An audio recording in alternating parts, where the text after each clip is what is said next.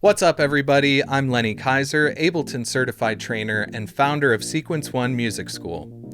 I'm excited to welcome you to this online music theory course. This course is designed for the absolute beginner to music theory. You'll learn music theory from the ground up. We start at the very beginning and work our way to more advanced techniques. So what exactly will you learn in this course? First, we tackle all the basics like rhythm and timing, note values, tempo, time signature, and sharps and flats. I'll show you how to program a simple drum pattern and understand the different types of acoustic drum sounds and how they relate to electronic drum kits in Ableton. Next up is building scales and chords. You'll learn the fundamental music theory for understanding intervals and how we use them to build chords. You'll learn how to construct chords within a scale and play a chord progression. Along the way, you'll learn how to build many different types of chords, including our primary triads, seventh chords, and more advanced extended chords like ninth and 11th chords. Plus, you'll learn crucial techniques for creating compelling chord movement, with lessons on chord rhythm and how to voice your chords for EDM genres. After working extensively with creating chords and progressions, we'll turn our attention to the new tools available in Ableton to work with music theory, such as Ableton Scale Awareness. You'll learn how to use scale awareness to stay in key, which is super helpful when you're new to music theory. So that's our roadmap. This course is designed to get you up and running with music theory fast, because the ultimate goal is to get to a point with music theory where you're not just playing notes at random and hoping for the best. You simply use theory as a tool to create. You get the end result you want, and you have fun doing it. By the end of this course, you'll have a solid foundation, and you'll be ready to branch out and start making your own music, incorporating your own style and workflow. In a digital audio workstation, or DAW like Ableton, we use something called a drum kit to compose the drum parts for our songs. So what's a drum kit? Like a lot of the terminology you'll come across in music production software, the term drum kit is borrowed from the real-world acoustic instrument, in this case, an actual drum set. A drum kit is just a collection of drums and other percussion instruments like cymbals. In the real world, the drums are set up on stands, and a drummer sits behind the drum kit and plays the instruments with drumsticks and foot pedals. If you're not a musician or producer, you've probably heard the term drum set instead of drum kit. And when it comes to acoustic instruments, the terms are interchangeable. In the world of music production, a drum kit is also a collection of drums and other percussion elements. Rather than being played on an acoustic instrument, however, the sounds are just samples or audio files from your library, or they might be preset sounds. In Ableton, the sounds in a drum kit live inside a software instrument called a drum rack. We'll get to that shortly. Before we jump into Ableton, let's briefly cover the different percussion instruments you'll find in a standard acoustic drum kit. Wait, why are we talking about acoustic drums in an electronic music production course? Although we don't play them in a traditional sense, we use the same percussion elements in electronic music when we program drum patterns. If you're completely new to music production, you should be familiar with these percussion elements because you'll be using them frequently in your songs. So let's take a look at a drum kit. A standard acoustic kit includes the following instruments: a kick drum, a snare drum, two or more tom drums, one on the floor and the others mounted above the kick drum, a hi-hat cymbal, and one or more additional cymbals like the ride cymbal and crash cymbal. When it comes to electronic music, the three main ingredients in most patterns are the kick, snare, and hi-hat. So let's discuss them in a little more detail. The kick drum is a large, low-pitched drum sound that produces a sound when a beater, operated by a foot pedal, strikes the drum's surface, which is known as the drum head. In electronic music, the kick drum is a very dominant sound. It's loud, it gives the music a pulse, it's the driving force of the song, and it makes people want to dance. When you start building your sample library, you'll notice that the kick drum samples can have very different tone qualities. For example, a kick might sound punchy and tight, or deep and heavy. The type of kick you use in a song often depends on the genre. You'd probably choose a different kick drum for a house track than you would for a hip-hop track. As you gain more experience with music production, you'll gradually develop your ability to choose the right kick for your songs. The snare drum is the central piece in a drum kit, typically positioned directly in front of the seated drummer. The drum itself has a shallow, cylindrical shape with two drum heads, one on the top and one on the bottom. Stretched across the bottom head are snare wires, which give the drum its characteristic cracking sound when the drummer strikes it with a drumstick. When we alternate the kick drum and the snare drum in a drum pattern, we've essentially created the rhythmic foundation of our song. Just like kick samples, snare samples can have a very different sonic texture. For example, a snare might sound short and snappy or tough and resonant. So you'll have to develop your ability to select the right snare for your tracks. One last note about the snare drum.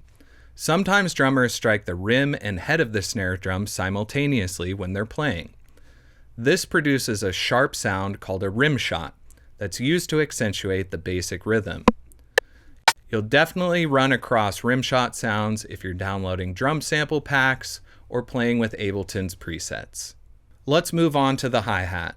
The hi-hat consists of two cymbals mounted on one stand, one on the top of the other, and a pedal that can be used to hold the cymbals together or apart. When the hi-hat is closed and the drummer hits it with a drumstick, the hi-hat produces a crisp, muted percussive sound. The drummer can also tap the cymbals together with the foot pedal. This creates a sharp sound similar to the closed hi-hat. When the hi-hat is struck with the cymbals open, the sound has a shimmering, sustained quality. Drummers often play a mixture of open and closed hi-hat notes to create a variation and a sense of movement. Similarly, in electronic music, many hi-hat patterns include both open and closed hi-hat notes. One thing to mention, as you start making your own beats, you'll notice that Ableton's drum presets and many drum sample packs include both open and closed hi-hat sounds. Remember, even though they're separate sounds, they're played by the same instrument. When programming drums, you typically wouldn't layer an open hi-hat sound on top of a closed hi-hat sound, because it isn't possible for the instrument to be played that way. A hi-hat can't be open and closed at the same time. So now you've learned about the kick, snare, and hi-hat, which are the holy trinity of percussion and the key ingredients in most drum patterns. Together, these three elements give a song its groove and momentum. As we discussed in the last video, the feel or genre of a piece of music is largely determined by the characteristic of its drum pattern. So programming beats just comes down to arranging drum sounds in various patterns. Soon, I'll be showing you how to arrange kicks, snares, and hi-hats to program a basic hip-hop beat. Of course, the kick, snare, and hi-hat aren't the only pieces in a drum kit, so let's take a moment and quickly go over the rest of the instruments. Next up are the tom-tom drums, or toms, which produce a similar sound to a kick drum, but a little more open, hollow, and sustained. In a standard setup, there's one floor tom positioned to the right of the drummer and two hanging toms mounted above the kick drum. The floor tom is the largest of the toms, and it's sometimes called the low tom because it produces the deepest pitch when hit with the drumstick. The two hanging toms are referred to as the high tom and mid tom because they make a high-pitched and medium-pitched sound. Toms can be played in drum fills, used as an accent in a drum pattern, or even act as a substitute for a kick drum or bass line. Finally, we have the ride cymbal and crash cymbal. The ride cymbal is bigger and thicker than a crash cymbal, and it produces a mellow, sustained sound. A drummer will generally play a steady, consistent pattern on the ride cymbal, similar to the rhythms one might play on a hi-hat. The crash cymbal produces a loud, bright, shimmering sound, and the drummer uses it sparingly, just as an occasional accent. For example, you might hear a crash at the end of a drum fill or at the end of a section of a song. Just so you know, there are some other percussion elements used in electronic music. These elements aren't necessarily part of the standard drum kit, but drummers still use them pretty frequently. Some common instruments are bells, like the infamous cowbell, shakers, woodblocks, claves, chimes, congas, and bongos.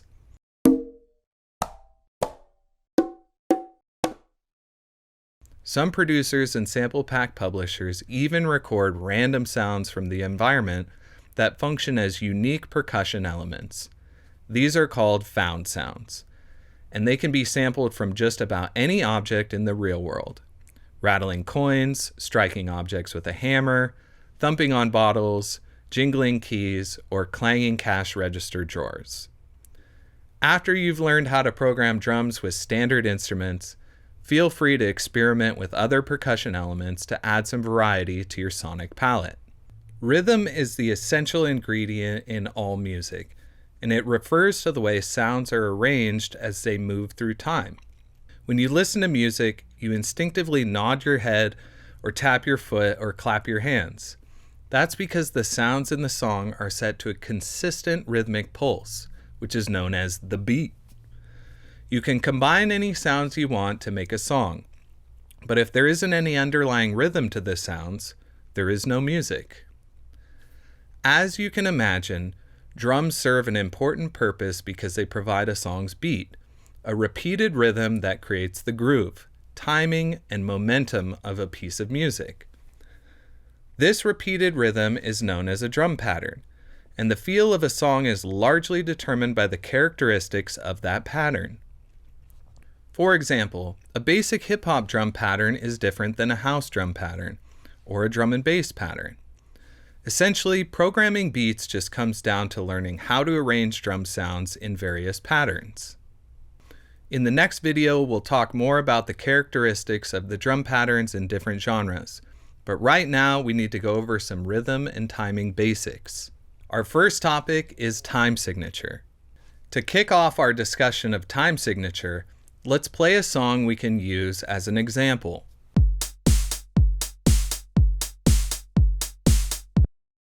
Notice how the song has a natural rhythmic pulse. I'll go ahead and clap my hands in time with the music.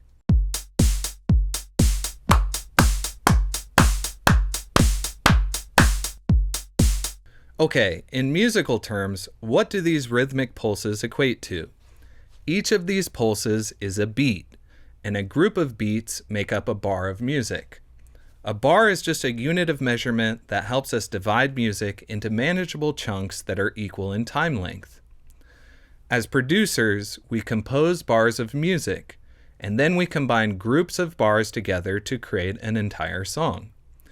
Because music is structured in this way, it's important that you know how to count bars and beats. But if we want to count the bars and beats in a song, we're actually missing a pretty important piece of information. I just told you that a bar is made up of a group of beats. So how many beats are in a bar of music? Well, it depends on the song's time signature. Time signatures consist of two numbers written like a fraction. The vast majority of music is written in 4/4 time. So let's use that as an example. The top number of the time signature tells you how many beats to count. So in this case, there are 4 beats in a bar. The bottom number tells you what kind of note to count. Don't worry, we'll get to that in a moment. For now, let's just focus on the top number. The song we've been listening to in this video is written in 4/4 time, which means that each bar has 4 beats. I'm going to play the song again, and this time I'll count along with the music instead of clapping. 1, 2, 3, 4, 1, 2, 3, 4, 1, 2, 3, 4, 1, 2, 3, 4. Okay, so I just counted 4 bars, and you can tell because I cycled through the beats 1, 2, 3, and 4 different times. Now, just to throw a little curveball at you, when we count music, we usually increment the first number of each bar to keep track of how many bars we've already counted. I'm going to count 4 bars again so you can see what I mean. 1, 2, 3, 4, 2, 2, 3, 4, 3, 2, 3, 4, 4, 2, 3, 4. Got it? By this point, you should understand that beats are grouped into bars. The number of beats in a bar depends on the song's time signature. When we're dealing with 4/4 time, the top number tells us that there are 4 beats in a bar. Now let's tackle the bottom number in the time signature, which is the note value. The note value, also called the note duration, indicates how long a note is played. So in 4/4 time signature, the bottom number 4 tells us that each beat in a bar is a quarter note. Whoa! Yeah, I just said quarter note. I know it sounds like we just entered the realm of some pretty scary music theory, but you don't need to be able to read sheet music to understand this stuff. If you have even the most rudimentary grasp of fractions, you won't have any trouble with note values. To help us visualize note values, let's think about a bar of music as a single block. This block represents a whole note. Remember, we're talking about 4/4 time, so we know that there are 4 beats in a bar. That means a whole note plays for the entire duration of a bar of music, or 4 beats. I have a piano instrument loaded in Ableton, and in a moment I'll play a whole note so you can hear how it sounds. Before I do that though, I want to introduce the concept of the metronome. A metronome is any device that produces regular clicks on every beat so you can make sure your performance keeps a steady rhythm in time with the music. Like all DAWs, Ableton has a built-in metronome you can use as a reference when producing songs. So let's take a look at Ableton. The metronome button is in the left section of Ableton's control bar, which is the strip along the top of the interface. I'll just click the metronome button to activate it.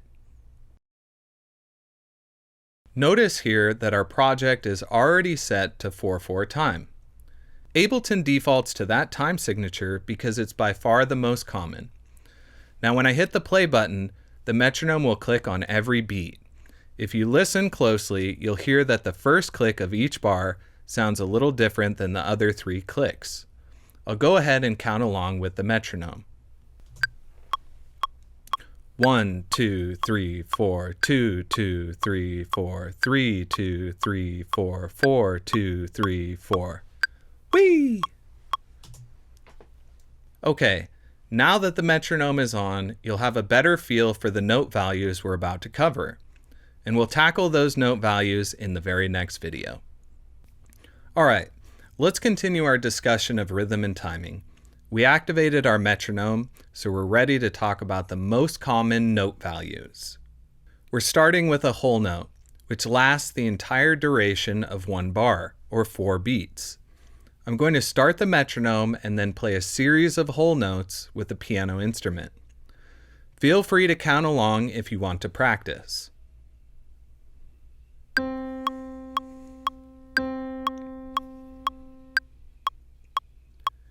Each of those notes lasted for a duration of 4 beats or 1 bar each. Now that you know what a whole note is, the remaining note values will be pretty easy to understand. We're just going to keep dividing up the whole note into smaller and smaller segments. This is where we get into fractions. If we wanted to divide up a whole note, the next logical step would be to split it in half. So the next note value is a half note. A half note plays for half of a bar or 2 beats. I'll go ahead and play a series of half notes so you can check out how they sound.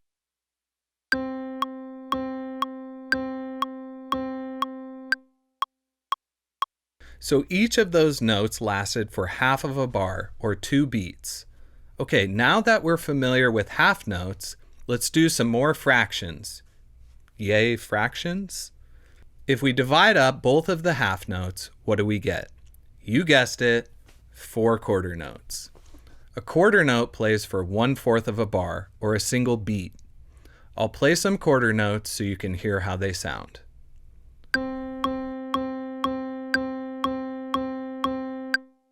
For this demonstration, I'll switch to drums.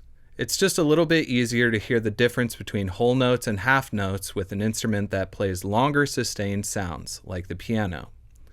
Okay, I'll start the metronome, and then I'll play some quarter notes with a kick drum and a snare drum. Quick note, at this point, I don't want you to worry about how I'm playing this drum pattern. Just focus on the musical concepts. We'll get our hands dirty and program some drums in the next video, but first you need to learn the basics of rhythm and timing.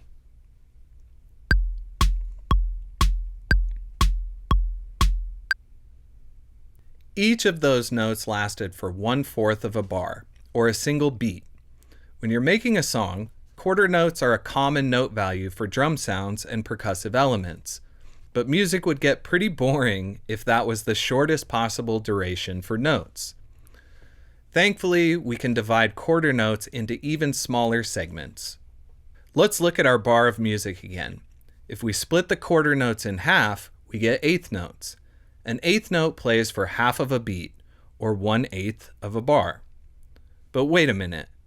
We've been counting music in groups of 4 beats by cycling through the numbers 1, 2, 3, and 4. Well, how do we fit eighth notes in a bar instead of just 4? All we have to do is add the word "and" in between each number, and then we can count music in eighth notes instead of quarter notes. I'll demonstrate with just the metronome. 1 and 2 and 3 and 4 and 1 and 2 and 3 and 4 and. So now I'll trigger a drum sample on the eighth notes so you can hear how it sounds. I'm going to play the quarter note pattern from the last demonstration, the kicks and snares, and then I'll add eighth note hi-hats on top of it.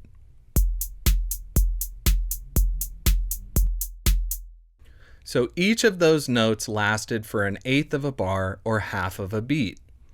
Now would be a good time to introduce the concept of a rest. Up to this point, I've been triggering drum sounds on every single quarter note and eighth note.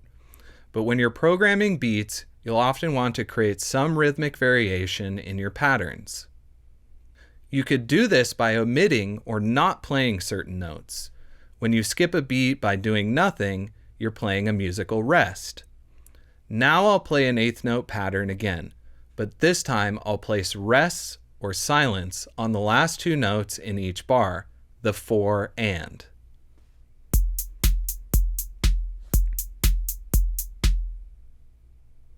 So in that pattern, I played eighth note rests on the last 2 notes in each bar, but you can place a rest anywhere in a drum pattern. I'll play the hi-hats again, and this time I'll add rests on random eighth notes throughout the bar.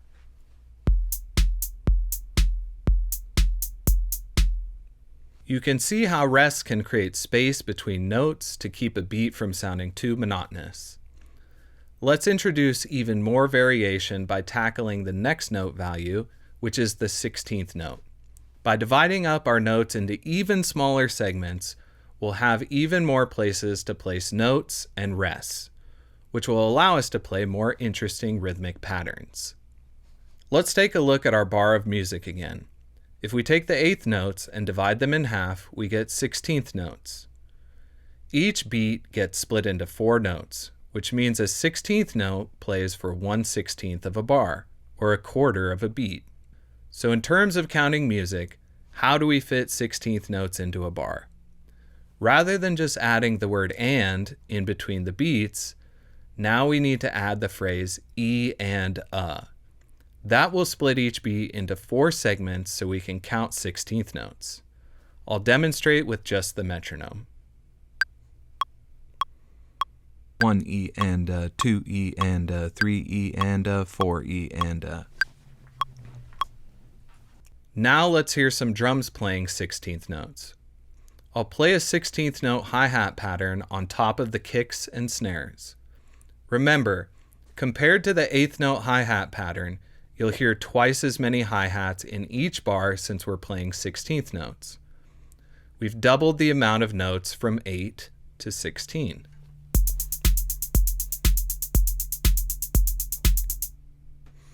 To reinforce the concept of rests, now I'll play a 16th note hi-hat pattern again, but this time I'll place rests on some of the notes to create some variation.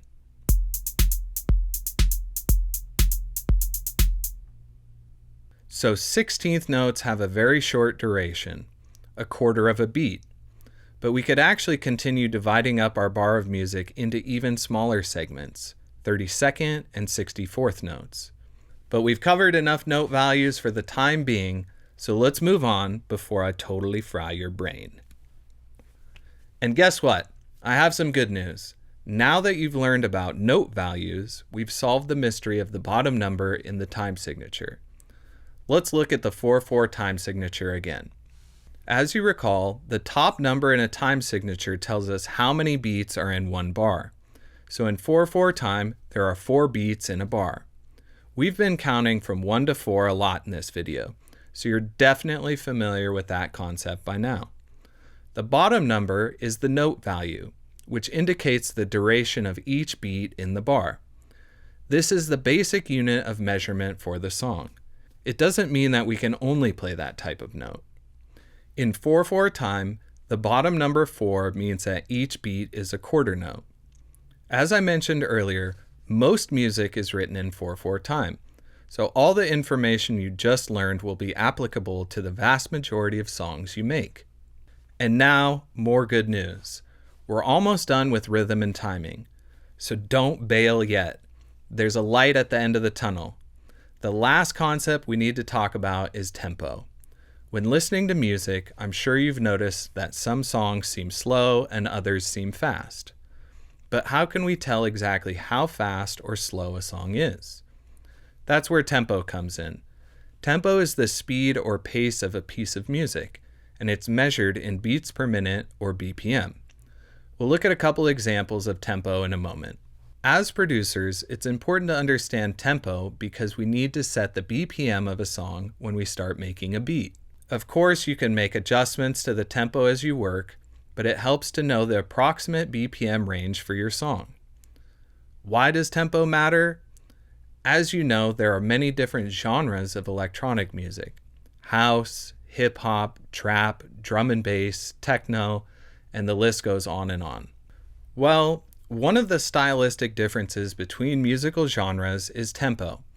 For example, hip-hop songs generally range from 70 to 110 BPM, while house tracks usually range from 120 to 135 BPM. If you're curious about the tempo ranges of your favorite style of music, just do a quick internet search on the genre name plus the word tempo. So trance, tempo, or dubstep, tempo. Now let's take a look at tempos inside of Ableton. You use the tempo field in the control bar to set the BPM for your project. Let's use a simple example to start. Because we measure tempo in beats per minute and there are 60 seconds in a minute, I'm going to set the BPM to 60, which means a beat will hit precisely on every second. To change the tempo, just click in the field, type the new BPM, and press enter. Now, when I click play, the metronome will click at the speed of 60 beats per minute.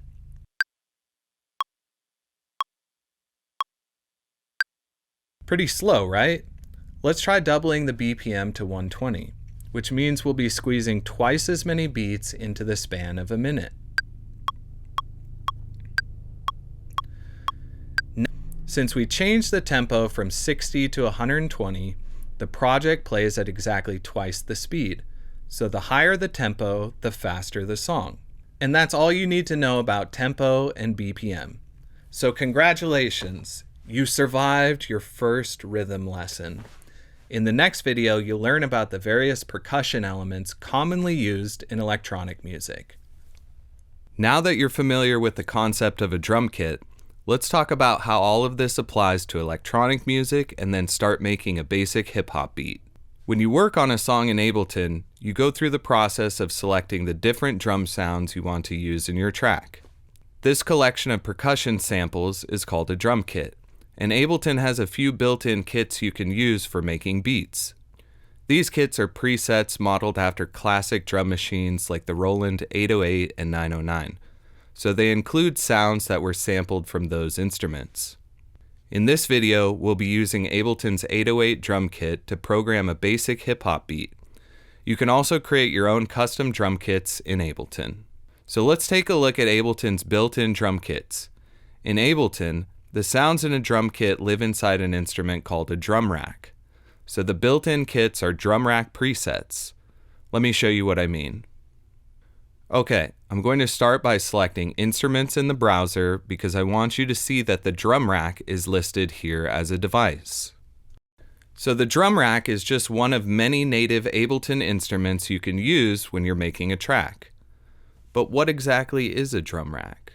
Essentially, it's just a container for sounds and samples. Typically, you add percussion samples to a drum rack to create your own drum kit, but you're certainly not limited to using it for drums. Let's go ahead and load the 808 kit on a MIDI track so we can check out the drum rack. We'll start by selecting Drums in the browser. Okay, now we need to find Ableton's 808 preset for the drum rack. If you're not familiar with the Roland 808 drum machine, you might want to read a little bit about it online. Released in 1980, it revolutionized the music industry and it became an essential tool for the pioneers of hip-hop and electronic music production. It has been used on more hit records than any other drum machine, and 808 sounds are still incredibly popular in hip-hop and electronic music today. Ableton's 808 drum rack preset contains samples from the classic drum machine, and that's what we'll use to make our hip-hop beat. The preset is called Kit Core 808, so we'll type that in the search field.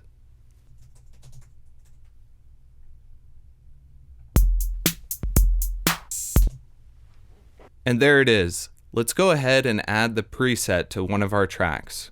We'll use a MIDI track, not an audio track. Remember, all software instruments need to reside in MIDI tracks because they receive MIDI data. To load the 808 kit, we can just click and drag it over and then drop it on a MIDI track.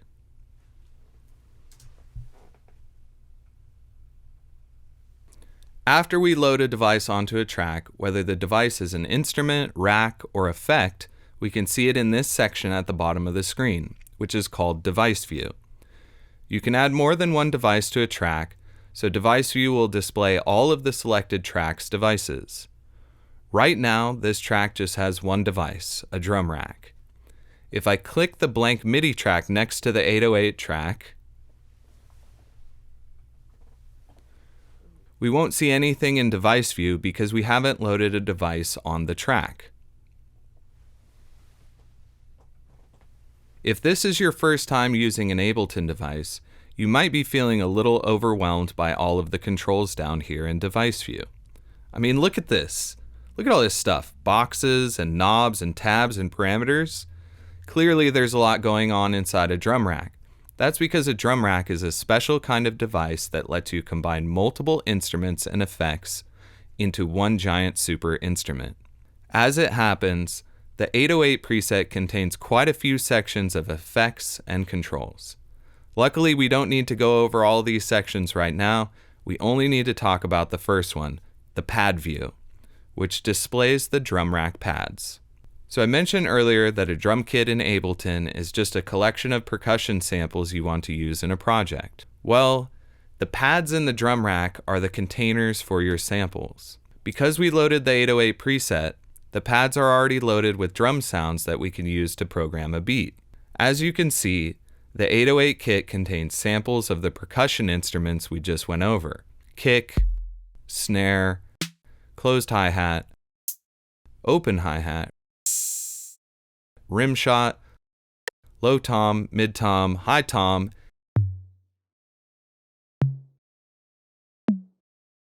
and cymbal.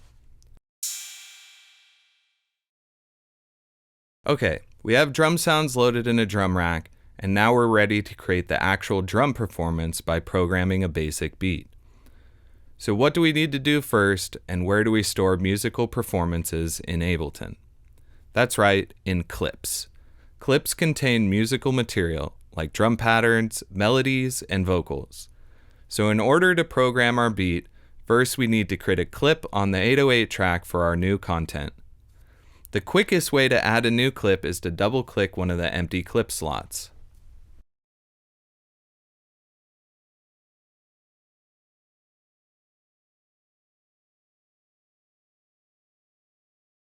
So now we have a new clip where we can create our first drum pattern. But wait, what happened down here at the bottom of the screen? Wasn't device view hanging out down there just a second ago? There were a bunch of sections with pads and knobs and stuff, but now we're seeing a grid with numbers?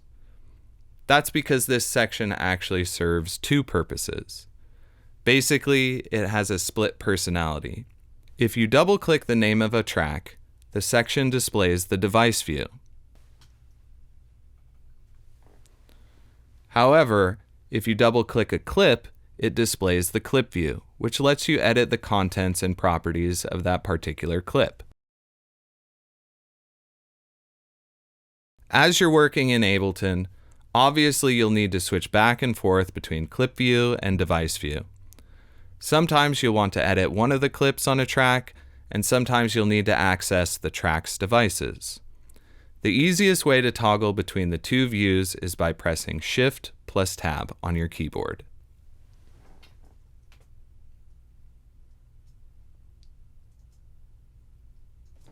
Definitely memorize that shortcut because you'll use it a lot. You can also switch between the clip view and device view in the bottom right down here.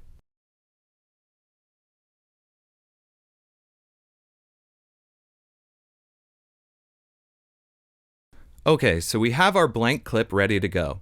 To create our drum pattern, we'll be adding MIDI notes to this grid, which is called the MIDI note editor.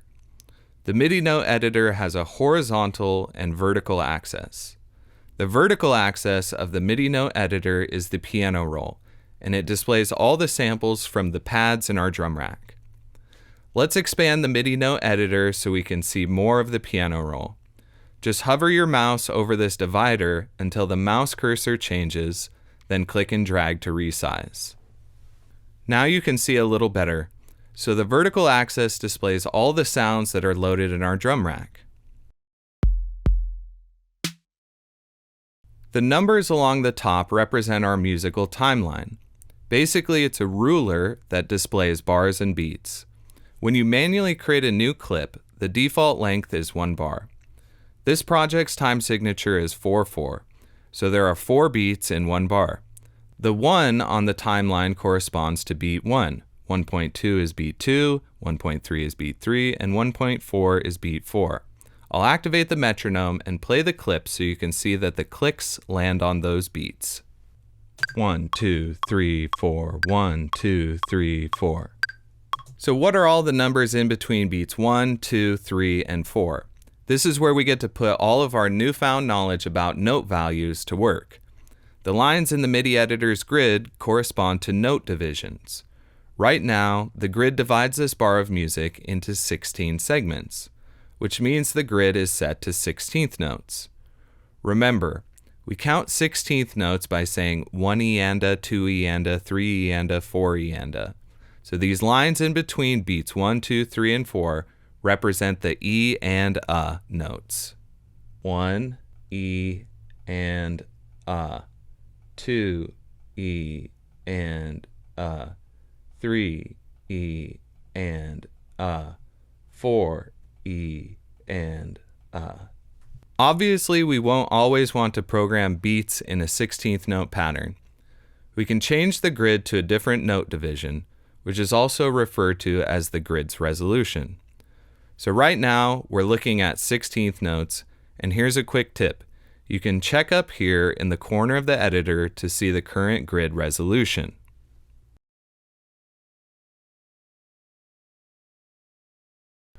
Okay, so now let's change the editor to a different note division. I can right-click anywhere in the grid, and in the Fix Grid section of the menu, I'll choose 8th notes.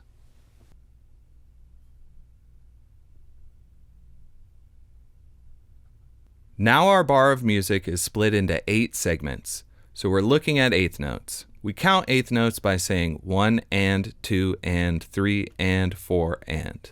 1 and 2 and 3 and 4 and. We're going to start programming our beat in quarter notes. So let's change the grid resolution again by right-clicking in the grid.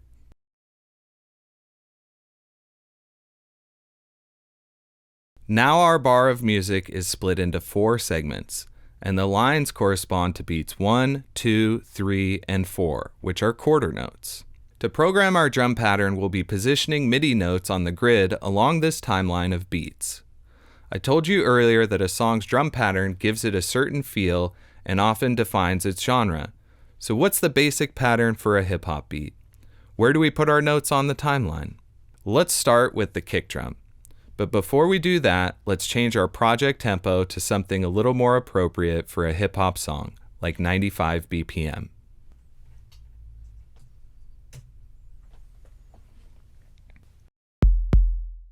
Okay, so where do we place our kicks in this pattern? In hip-hop, there are generally 2 primary hits for the kick. The first hit is almost always on beat 1. The second hit can be located pretty much anywhere in between beats 2 and 4. However, in the most basic hip-hop pattern, the second hit is on beat 3. So let's program our kicks. We need to create MIDI notes on beats 1 and 3.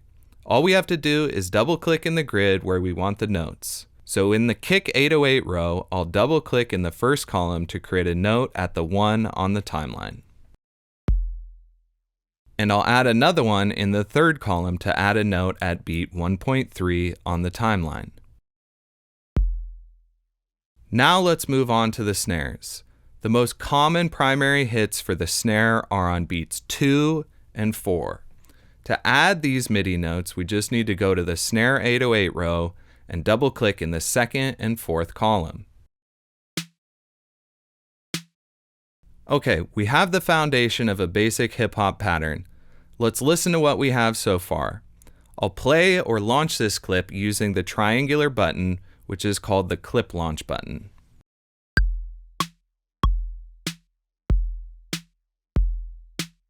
Now, I know this is a really simple beat. Many hip-hop patterns have secondary kick and snare hits in addition to the primary hits we've programmed. Or there's some variation in the location of the primary hits. We'll work on a more complicated pattern in the next few videos, but we have to start somewhere. You gotta crawl before you can walk. Okay, so let's add some hi-hats to what we have so far. In hip-hop beats, the hi-hats are usually programmed on 8th or 16th notes. We'll create an 8th note pattern, so let's change our grid resolution.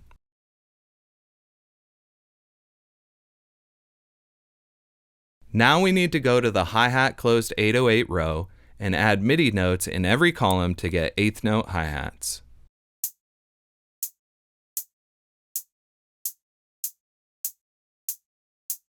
Let's listen to the clip now that we have kicks, snares, and hi-hats in our drum pattern.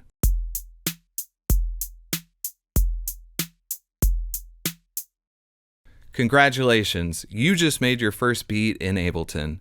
Why don't we go ahead and add a little variation to our pattern? In the previous video, we talked about open and closed hi-hat sounds. Right now, we're just using closed hi-hats. Let's change the last closed hi-hat note to an open hi-hat. To do that, we need to double-click this MIDI note to delete it. And we'll go to the hi-hat open 808 row and double-click to add an open hi-hat on the last 8th note in our pattern. Let's see how that sounds.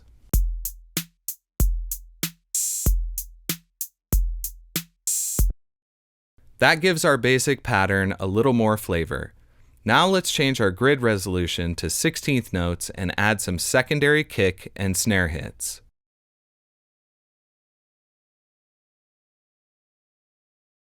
We're going to add 2 16th note kicks in between beats 2 and 3.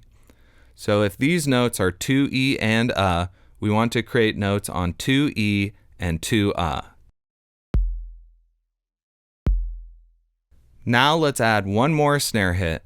we're going to place it between beats 3 and 4.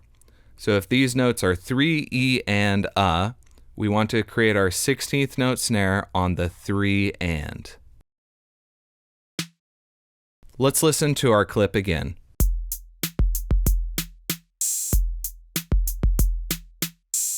Quite an upgrade, right? The secondary kick and snare hits make the rhythm more interesting and give our simple beat a little bit of groove. Feel free to experiment with this clip to see what kind of variations you can create. You can change the grid resolution to different note values and then delete or add MIDI notes. You can even try incorporating some of the other 808 sounds into this pattern, like the toms or the rim shot. So let's recap. In this video, you learned how to program a beat by adding a drum rack preset to a track, creating a new clip on that track, and writing MIDI notes into the clip. Now that we're done creating percussion parts, we can finally start working with some other instruments. If you recall, before programming the drums, we had to dive into some music theory. Specifically, we learned about concepts related to rhythm and timing, bars, time signatures, note values, and tempo. And when it comes to playing drums, that's the bulk of what you need to know. But things get a little more complicated when we want to use instruments that aren't in the percussion family. For example, keyboard, strings, brass, and woodwind instruments. Think about a snare drum, kick drum, or cymbal. When you strike one of those instruments, they produce a crack, a thump, or a crash. You can play them harder or softer to get some variation in loudness, but they're not going to produce a wide range of different sounds or tones. Now think about playing an instrument like a keyboard or a piano.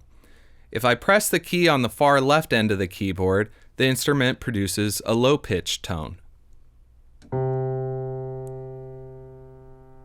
If I press the key on the far right end of the keyboard, it plays a high-pitched tone. And all of the other keys play pitches in between those tones. If I step up the keyboard one key at a time, you'll hear how the tones gradually increase in pitch in equal increments.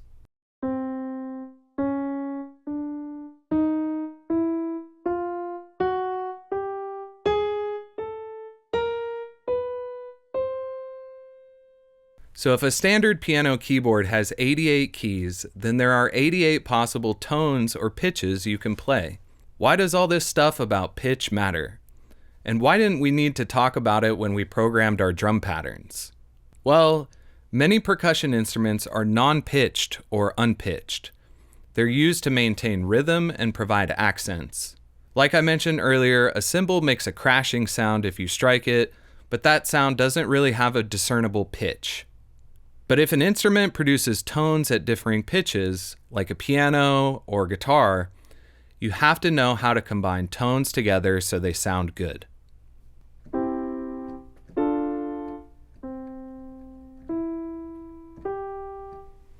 At its core, making music is just the process of combining and arranging tones or notes in a specific rhythm.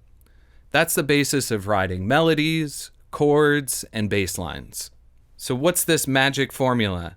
How do you learn the right way to combine notes so they sound good? That's where music theory comes in. Yikes, more theory. I know, not the answer you wanted to hear.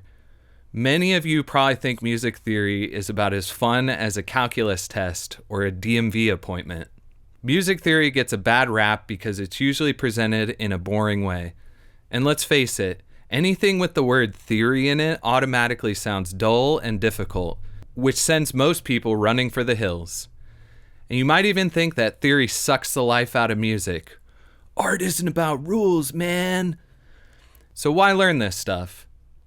With electronic music production, you can play the parts for all the different instruments in your songs: drums, bass line, melodies, and harmonies. Essentially, you're a composer. That's pretty cool, right? You're practically Mozart already. If you know how music works, you'll understand which chords sound good together, why certain bass lines complement certain chord progressions, and many other essential concepts. Music theory can teach you those things, so it's not only useful, but pretty interesting too. And don't worry, it's not as hard as you think. There's definitely no calculus involved, I swear. So rather than being sheer drudgery, music theory is more like a code to crack, a language to learn, or a puzzle to solve. And doesn't that sound like more fun already? Think of music theory as the keys to the kingdom. I promise you, if you learn the fundamentals and start applying them in your songs, you'll become a better producer. Let's get into it. Woo! Although you can use any pitched instrument to learn music theory, we're going to stick with a traditional piano-style keyboard. The physical layout, the way the keys are arranged from left to right, makes it easy to talk about notes, scales, and chords. And it's also the most common type of MIDI controller. So odds are that you have access to a keyboard.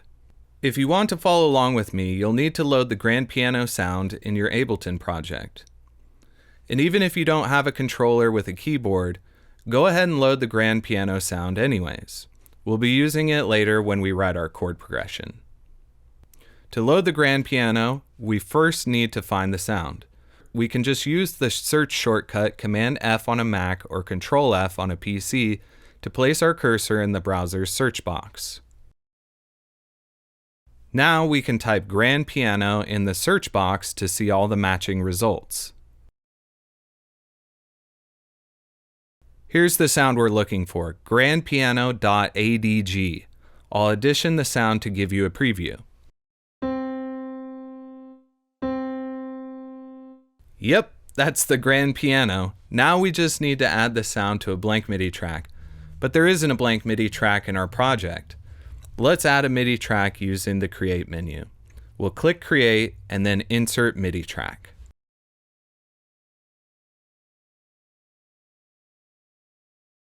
Okay, we've got a blank MIDI track. You might have noticed on the Create menu that there's a shortcut for inserting a MIDI track. It's Command plus Shift plus T on a Mac or Control plus Shift plus T on a PC. That's a good shortcut to memorize. Now let's load the grand piano sound by dragging it onto the MIDI track. Now with the grand piano loaded on our track, we can use our controller to trigger the sounds.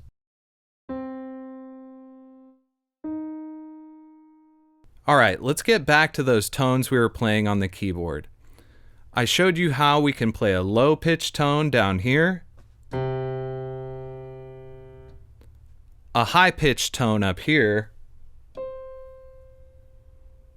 as well as all the pitches in between those tones.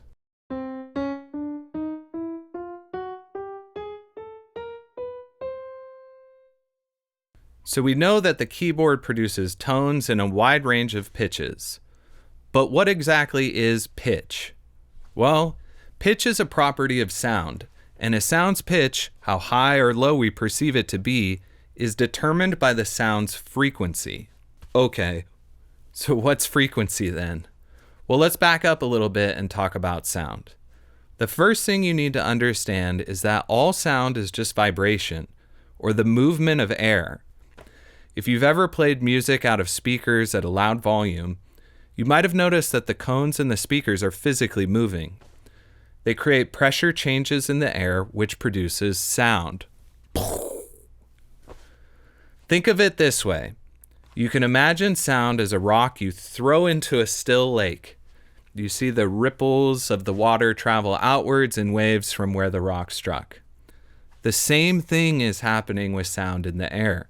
The pressure changes from a vibration are rippling out in all directions. So sound is just vibration. It travels through the air as sound waves, and these waves oscillate back and forth in cycles. Some sounds vibrate faster than others, and we can measure exactly how long it takes for a sound to complete a cycle of vibration. And that's what frequency is, the speed of the cycle of vibration. We measure the speed in cycles per second, or hertz. Plotted on a graph, the frequency is indicated by how many times a waveform cycles up and down per second. For example, if a sound vibrates at 70 cycles per second, then the tone is 70 hertz. So hertz, or cycles per second, is just the technical way to describe how fast or slow a sound vibrates. Now wait, we're supposed to be learning music theory, but now it sounds like science class. Hertz, cycles per second? But seriously, bear with me because there's no getting around it. Frequency is a fundamental concept in music production, and it's going to come back to haunt you later in my mixing course when we learn about equalization or EQ. So don't fight it. Resistance is futile. Okay, here's how frequency relates to pitch. The slower that a sound vibrates, the lower the frequency. And our ears perceive low frequency sounds as having a low pitch. The faster a sound vibrates, the higher its frequency. Our ears perceive high frequency sounds as having a high pitch. Let's go back to the keyboard so I can show you what I mean. Remember when I played this low pitch tone down here? The frequency of this tone is 130 Hertz, which means the sound is vibrating 130 cycles per second. Now I'll play a high pitch tone on the keyboard. The frequency of that tone is 523 Hertz, which means the sound is vibrating at 523 cycles per second, and 523 Hertz is much higher than the tone we were playing down here at 130 Hertz.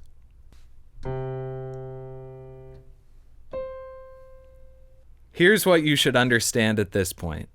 The higher the sound's pitch, the higher the frequency. Got it? Okay, let's move on. So if we've got 130 Hertz down here and 523 Hertz up here, what about the keys in between? These other keys play tones that have frequencies between our other two frequencies. For example, this tone here is 349 Hertz. And the other keys play tones at other frequencies.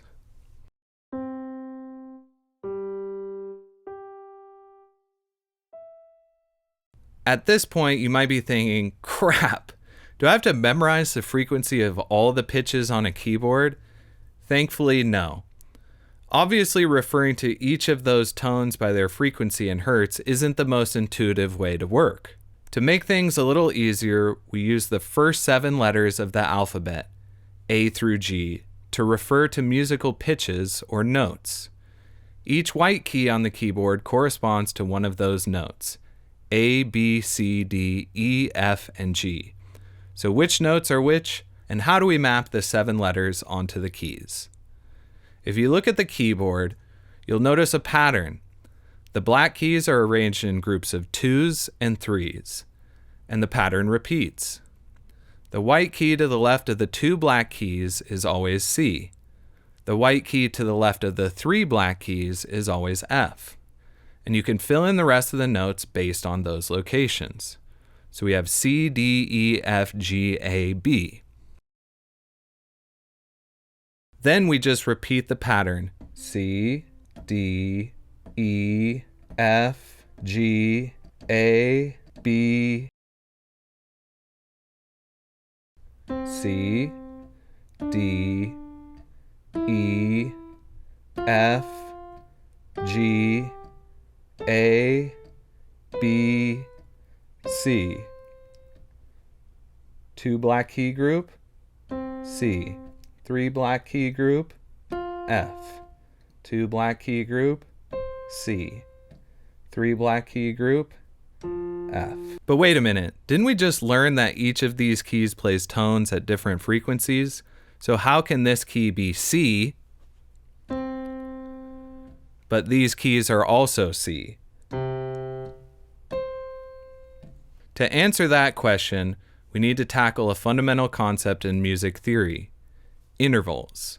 An interval is simply the distance between 2 notes, and there are a few different kinds of intervals.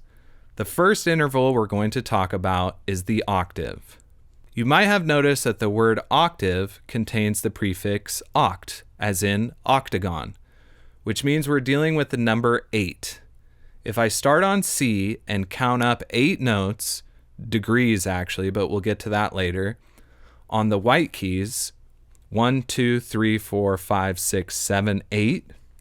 1, 2, 3, 4, 5, 6, 7, 8. I end up on C again, So if I go from this C to the next C up, that's an octave. The same thing applies to any of the other notes. From F to F is also an octave. So an octave is just a higher or lower version of the same note. We'll talk more about octaves in the next video when we discuss intervals and scales. And I'll explain exactly where the number 8 or the oct in octave comes from. So how does this all relate back to our discussion about frequency? Well, let's say you play this A right here, which is 440 Hertz. An octave is either double or half of that frequency. So if I go an octave higher to this A, the frequency is 880 Hertz, which is double 440. If I go an octave lower to this A, the frequency is 220 Hertz, which is half of 440. Essentially, humans hear pitches related by powers of 2 as being the same note, just higher or lower versions of that note.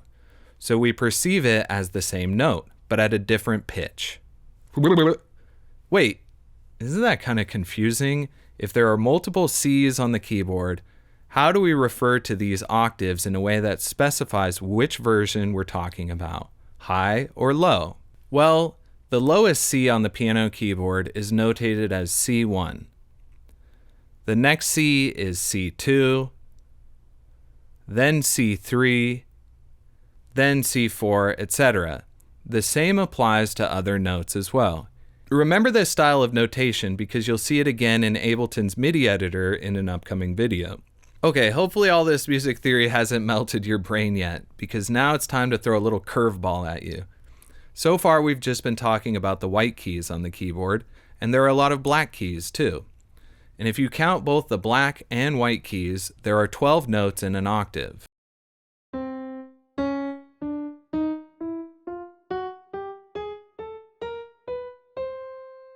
So what's the deal with the black keys?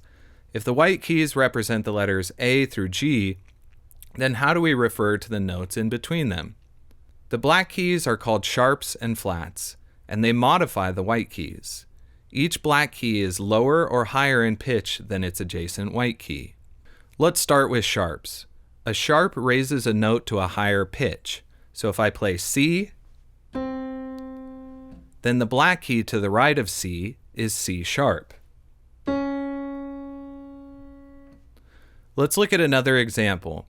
If I want to play A sharp, all I have to do is locate A,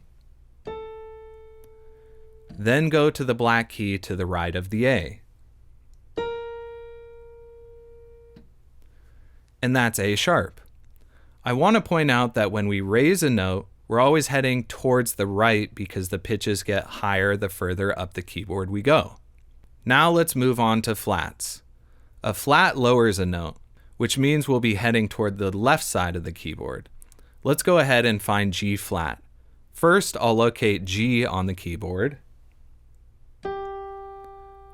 Then, I'll lower the G to G flat by playing the black key to the left of G.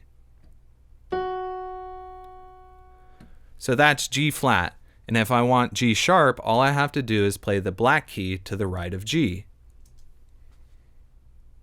G, G sharp, G, G flat.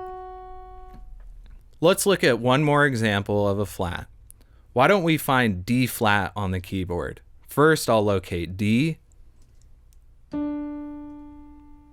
Then, I'll lower the note to D flat.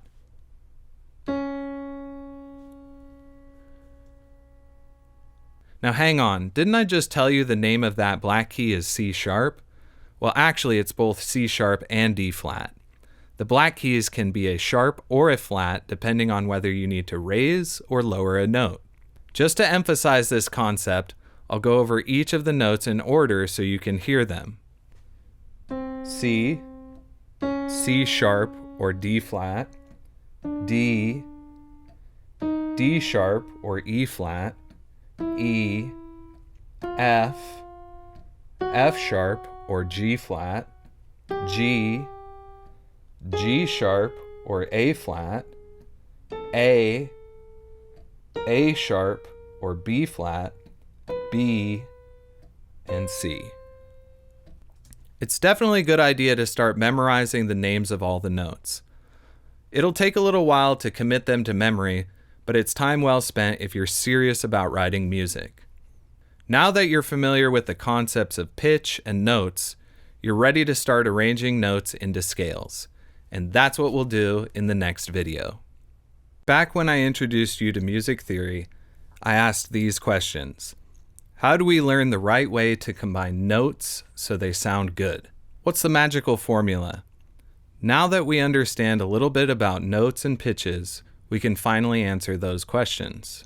So how do we pick notes that sound good together? After all, that's the basis of composing melodies, bass lines, and chord progressions. Well, I'm going to give you two answers to that question. Here's the first answer. When we hear music, our brain interprets the sounds and perceives that certain notes belong together or are related. The relationship between those notes, what makes them sound good together or harmonious, is based on the distance between those notes. As you learned in the last video, the distance between two notes is called an interval. Let's go to the keyboard so I can give you a quick example of what I mean. Let's use these three notes, C, E, and G. When I arrange them in different combinations, you'll notice that they have a pleasing or harmonious sound.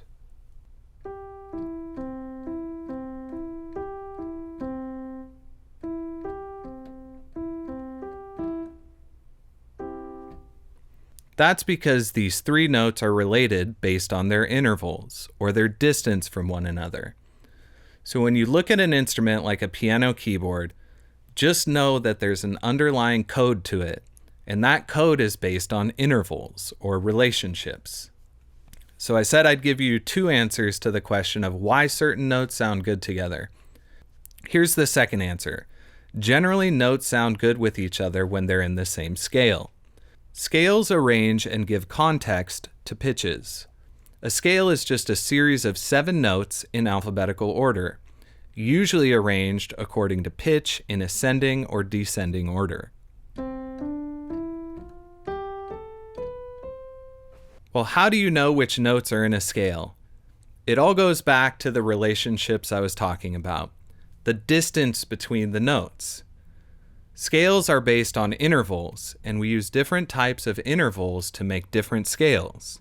So in this video, we're going to dig deeper into intervals, and then I'll show you how to construct scales. Okay, let's start by going over intervals in more detail. To recap, an interval is the distance between two notes. In the last video, we learned our first interval, the octave, which is the distance between two identical notes, C to C, for example, one played at a higher pitch than the other. But the octave is actually a pretty large interval. We can break things down into much smaller increments. In fact, the smallest interval in Western music is the half step, which is the distance between two adjacent notes. So from C to C sharp.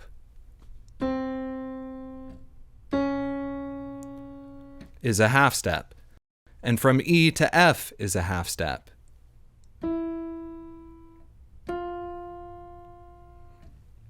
When you think of a half step, think of next door neighbors.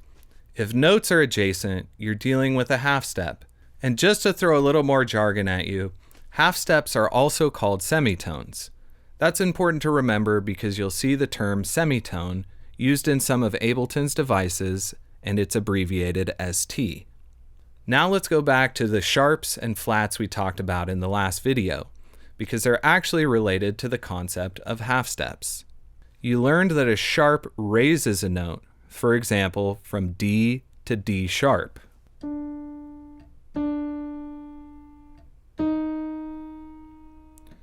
D, D sharp. And a flat lowers a note from D to D flat. D, D flat. Well, that distance is a half step. So a sharp raises a note by a half step, and a flat lowers a note by a half step. Okay, let's tackle the next type of interval, which is the whole step. As you might have guessed, a whole step is just the combination of two half steps. That makes sense, right? Two halves makes a whole. So if C to C sharp is a half step, and C sharp to D is a half step, then C to D is a whole step because adding two half steps makes a whole step.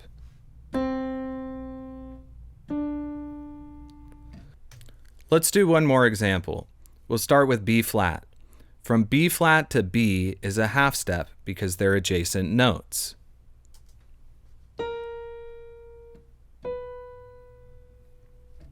And from B to C is a half step because they're also adjacent. Remember, they're next door neighbors.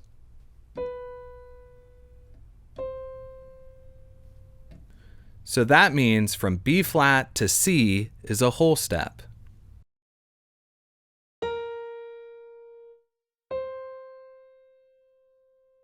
Got it?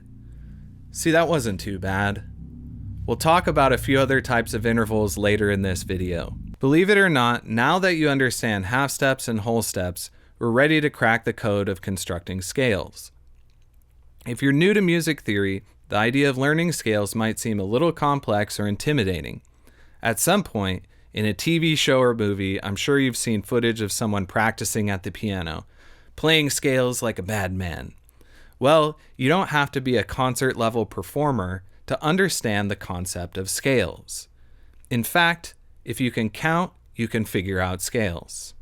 There are a lot of different types of scales, but the two most common scales in Western music are major and minor scales.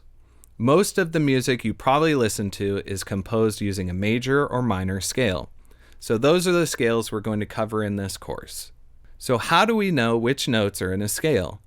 Well, when we link half steps and whole steps in different sequences, we get different scales. You can think of half steps and whole steps as little building blocks. There's a pattern for a major scale and a pattern for a minor scale. That's good news, right? You'll only have to memorize two patterns of half steps and whole steps, and you'll be able to figure out any major or minor scale. Well, what's the pattern? Let's start with the major scale. To make a major scale, we link together whole steps and half steps in this sequence. Whole, whole, half, whole, whole, whole, half. It's definitely easier to understand if you see it on the keyboard. So let's go ahead and figure out the C major scale. So we start with C, of course, because it's the C major scale. We go up a whole step to D, then another whole step to E. So our scale so far consists of C, D, and E. Now we go up a half step, and the next door neighbor to E is F.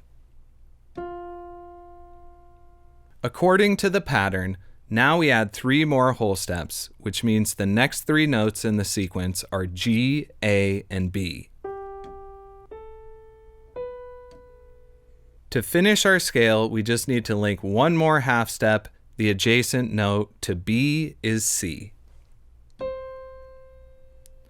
And we've landed back on C again. So even though a scale has 7 notes, we actually repeat the first note an octave higher, which technically gives us 8 notes in a scale.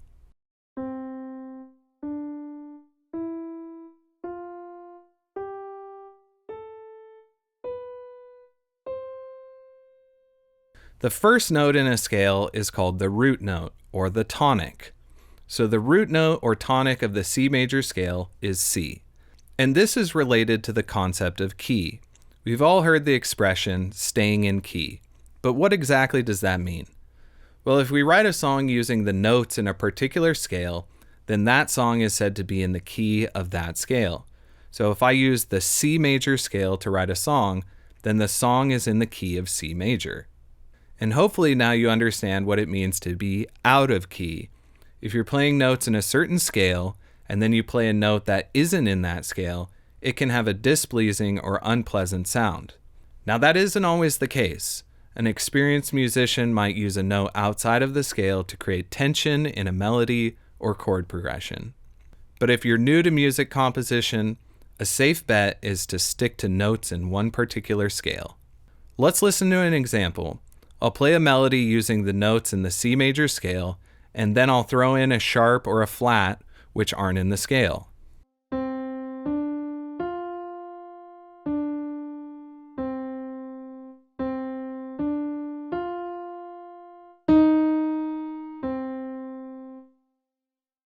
Yikes, see?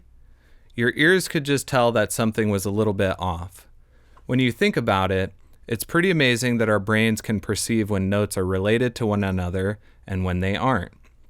You've probably heard the expression, playing by ear.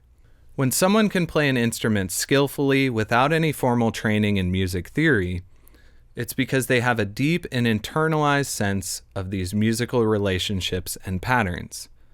With time and practice, you'll develop your ear and be able to tell when something is out of key. Okay, now that we've made a major scale, let's move on to the minor scale. Again, we're just going to link together half steps and whole steps in a particular sequence. The pattern for the minor scale is whole, half, whole, half, whole. So let's go to the keyboard and figure out a minor scale. This time we're going to start with A and construct a minor scale. So the root or tonic is A. And the scale is A minor. To make a minor scale, the first thing we need to do is add a whole step to our root note of A. So we go up a whole step, and that means the next note in the scale is B.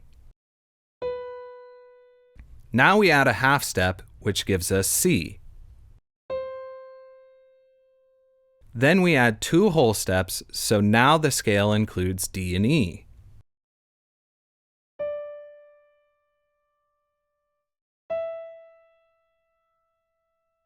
Next is a half step up to F. Then we finish with 2 more whole steps, G and A. Again, we end on the root note of the scale, so we're back to A.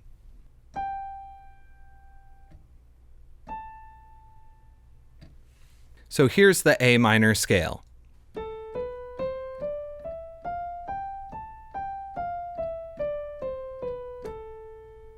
Now you probably noticed that we just played 2 different scales, C major and A minor, and both of them only have white keys.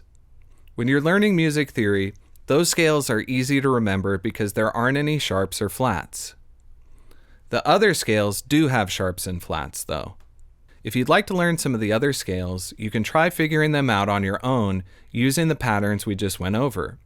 For example, find F on the keyboard, then find the notes in the F major scale, and then the F minor scale. Alternatively, you can go online and search for a chart of the major and minor scales. Before we wrap up here, let's recap what we went over in this video. The major and minor scales are a series of 7 notes in alphabetical order, usually arranged according to pitch in ascending or descending order. Scales are based on intervals, and an interval is the distance between 2 notes. The 2 smallest intervals are half steps and whole steps. A half step is the distance between 2 adjacent notes. A whole step is a combination of 2 half steps. To make a scale, we link together a sequence of half steps and whole steps. The 2 most common types of scales in Western music are major and minor. The pattern to make a major scale is whole step, half step, whole step, whole step, whole step, half step. The pattern to make a minor scale is whole step, half step, whole step, half step, whole step, whole step. The first note in a scale is called the tonic, or root note. When a song is based on a specific scale, then the song is in the key of that scale. So now that we've cracked the code of major and minor scales, we have one last concept left to cover, scale degrees. Up to this point, we've been referring to the notes in our scales by a letter. For example, we learned the C major scale as C, D, E, F, G, A, B, and C. But since there are generally 8 notes in the major and minor scales, 7 notes plus the first note repeated an octave higher, we can actually use numbers to refer to the notes. So instead of C, D, E, F, G, A, B, and C, we have 1, 2, 3, 4, 5, 6, 7, and 8. When we use number notation, which is relative, instead of letter notation, which is absolute, we're dealing with scale degrees. Scale degrees number each note in a scale based on its position, and the position is relative to the root note or tonic. Let's use the A minor scale as our example. In any scale, the root note is always represented by the number 1, which is the first degree. So in the A minor scale, the first scale degree is A. Then we can work out the rest of the degrees from there. The second scale degree is B. The third scale degree is C. And so on until we finally get to the 8th scale degree, which is the octave.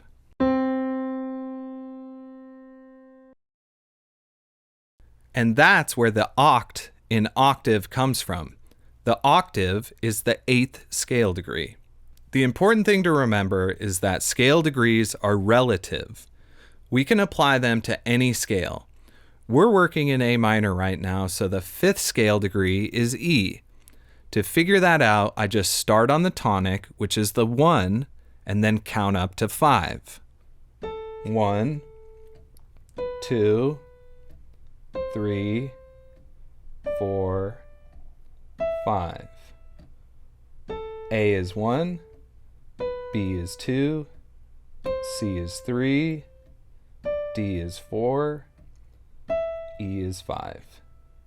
A is scale degree 1, B is scale degree 2, C is scale degree 3, D is scale degree 4, E is scale degree 5. But if I switch to the C major scale, the 5th scale degree is now G, because I start on C and then move up 5 positions in the scale. C is scale degree 1, D is scale degree 2, E is scale degree 3, F is scale degree 4, and G is scale degree 5. 1, 2, 3, 4, 5. Scale degrees are useful because they give us a shorthand way to reference the different positions in a scale.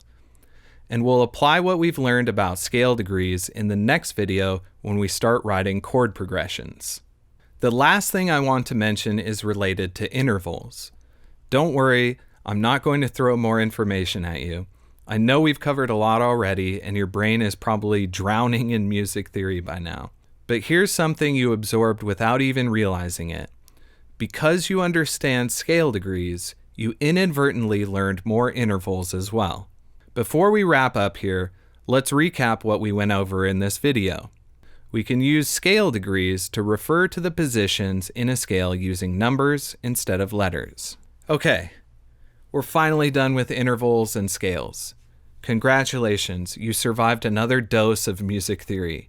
In the next video, we'll tackle harmony and chords. So far in our discussion about music theory, we've been playing one note at a time on the keyboard. And when you string together a series of consecutive notes and arrange them in a particular rhythm, you've got a melody. For example, here's a melody in the key of C major, which means I'm picking notes from the C major scale.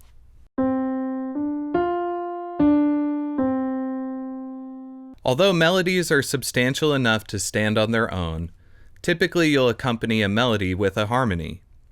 A harmony is multiple notes played together at the same time. Let me show you the difference between melody and harmony. First, I'll play a melody using the notes C, E, and G.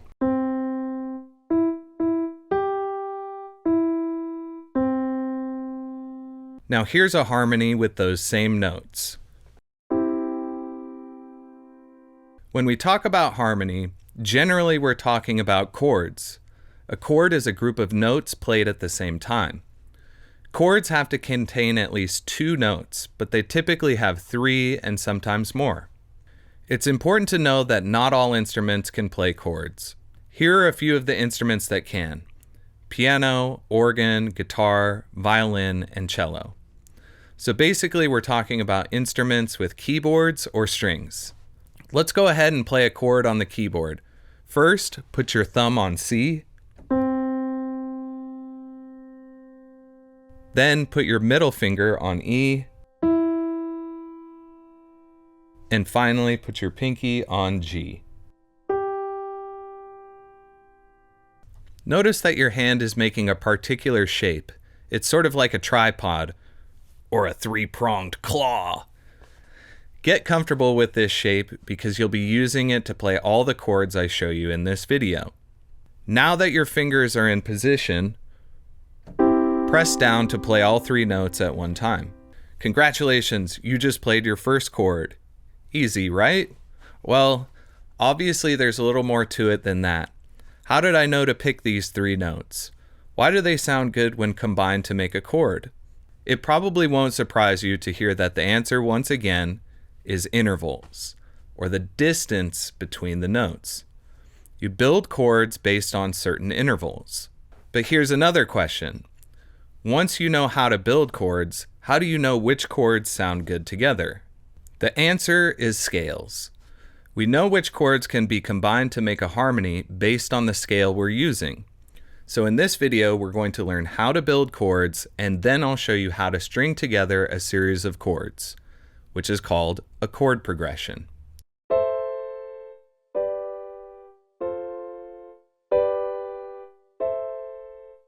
First, let's talk about the different types of chords.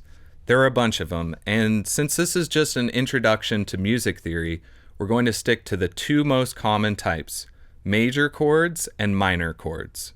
Luckily, most of popular music is based on major and minor chords, so you could do a lot with this little bit of knowledge. Okay, we'll start by building a major chord. Let's go back to the chord we played earlier, and I'll break down how it's constructed. We're going to create a major chord starting with C, which makes C the root note of our chord. All chords have a root note, and that just means it's the note on which the chord is built. So to start building the chord, we just need to put our thumb on C. Awesome. 1 note down, 2 to go. But before we can figure out the next 2 notes, we need to talk about intervals, and specifically an interval called the third. We'll be using that interval to build the chord. The first thing you need to know is that there are actually 2 types of thirds, a major third and a minor third. The difference between them is just the number of half steps. To get the second note of a major chord, we add a major third, which is 4 half steps. So we'll go to our root note, which is C, and then we'll count up 4 half steps. C, 1, 2, 3, 4 half steps to E. That's our major third interval. And there you have it. The second note in the C major chord is E. Now let's talk about the minor third. A minor third is 3 half steps instead of 4. So to get the final note in our chord, we're going to add a minor third. This time I'll start on E and count up 3 half steps. E, 1, 2, 3 half steps. So the third and final note in our chord is G. Let's play all 3 notes in the chord together, C, E, and G. You just played the C major chord, so to recap, you build a major chord by stacking a major third and then a minor third, 4 half steps plus 3 half steps. Another term for the major chord is the major triad, so you might hear people refer to it both ways. And that makes sense, right? The tri in triad means 3, and the chord has 3 notes. Now let's move on to the minor chord, or minor triad. To build a minor chord, we just reverse the stacking order of the interval. So instead of adding a major third and minor third, we do the opposite. We stack a minor third and a major third. 3 half steps plus 4 half steps. Let's go ahead and build a C minor chord. We'll start on C again because that's still the root note of the chord. Now we need to add a minor third, which is 3 half steps. Here's C. 1, 2, 3.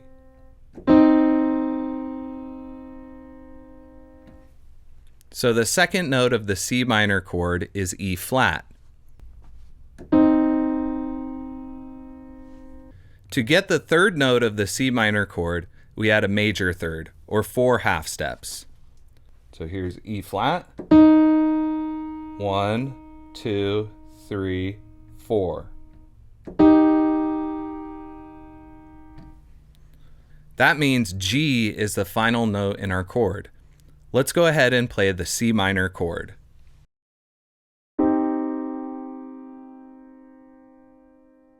Now I'll play the C major chord and C minor chord back to back so you can hear the difference between them. Here's the C major chord. And here's the C minor chord. C major, C minor. Notice that the major chord has a bright, uplifting, or happy sound. And the minor chord has a sound that could be described as melancholy or dark. So the chords you choose when you're writing music will often dictate the mood or feeling of the song. Okay, let's do one more chord example together and then we'll move on. This time we're going to build an F major chord and an F minor chord. Let's start with the F major chord. We'll begin by putting our thumb on F, which is the root note of the chord. Now we'll stack a major third and a minor third to get the next 2 notes. Remember, that's 4 half steps followed by 3 half steps. So here's F. And we count up 4 half steps, which is our major third interval. 1, 2, 3, 4 to A. Then we count from A up a minor third, which is 3 half steps. So here's A. 1, 2, 3 up to C. So again, here's our F, 1, 2, 3, 4. And then from A, 1, 2, 3. So major third interval, 4. Minor third interval, 3. So we stack the root note plus 4 plus 3. And that's our major chord. So the F major chord is F, A, C. Now let's build the F minor chord. Again, we start on F because it's still the root note. Then we'll stack a minor third and a major third, 3 half steps and then 4 half steps. So we start on F, then we stack our minor third interval, which is 3 half steps, 1, 2, 3, to A flat. Then from the A flat, we count up a major third interval, which is 1, 2, 3, 4 to C. So we have minor third interval, 3 half steps, major third interval, 4 half steps.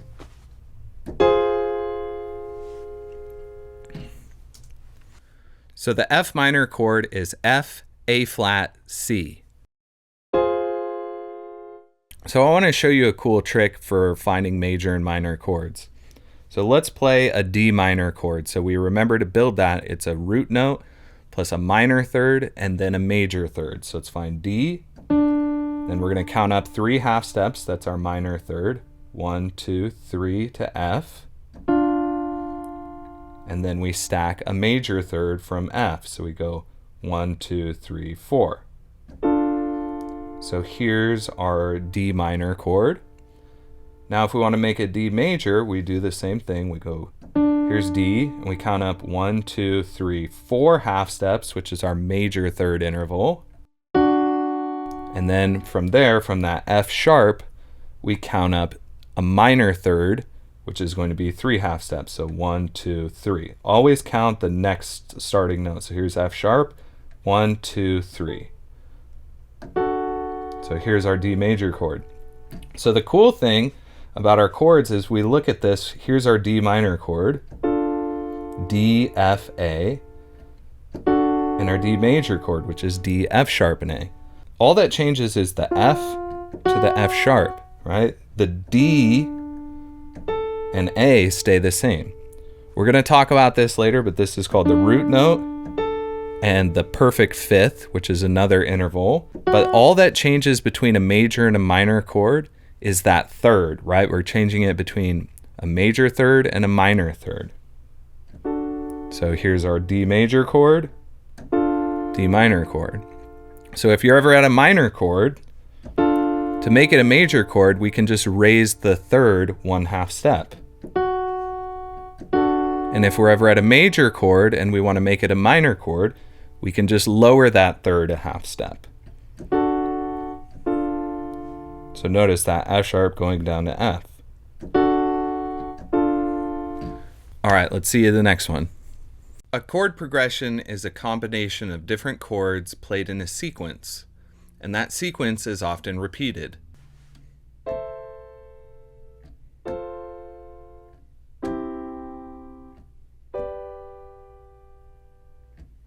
There's an art and a science to knowing how to combine chords so they sound good together.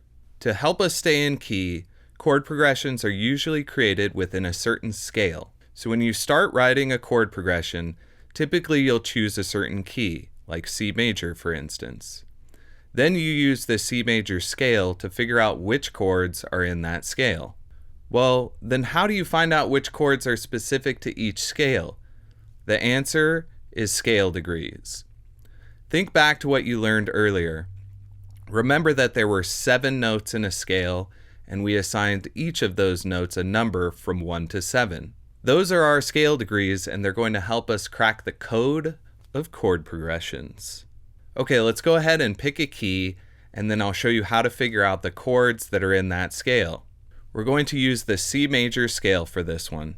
So the first step after we choose our key is to reference the corresponding scale. If you recall the 7 notes in the C major scale, they are C, D, E, F, G, A, B, C. And if we use scale degrees to number the notes, we get 1, 2, 3, 4, 5, 6, 7. C is 1, D is 2, E is 3, F is 4, G is 5, A is 6, B is 7, C an octave up can be referred to as 8. Now we're ready to figure out the chords. There are 7 chords in this scale, 1 for each scale degree. So each note in the scale becomes the root note or starting point of a chord. So here's 1, 2, 3, 4, 5, 6, 7, back to 1 or 8. Let's go over the chords in the C major scale so you can see what I mean. We'll start with the first scale degree, which is C. Because this chord is built on the first scale degree, we call this the 1 chord, and the root note of the chord is C. To get the next notes in the chord, we'll skip a note and add that note, then skip another one and add that note. So if I start on C and skip a note, then the next note in the chord is E. So we have C, we skip the next note in the scale here, which is D, we go to E. So the next note, we skip F and go to G. That means that the 1 chord in the C major scale is C, E, G.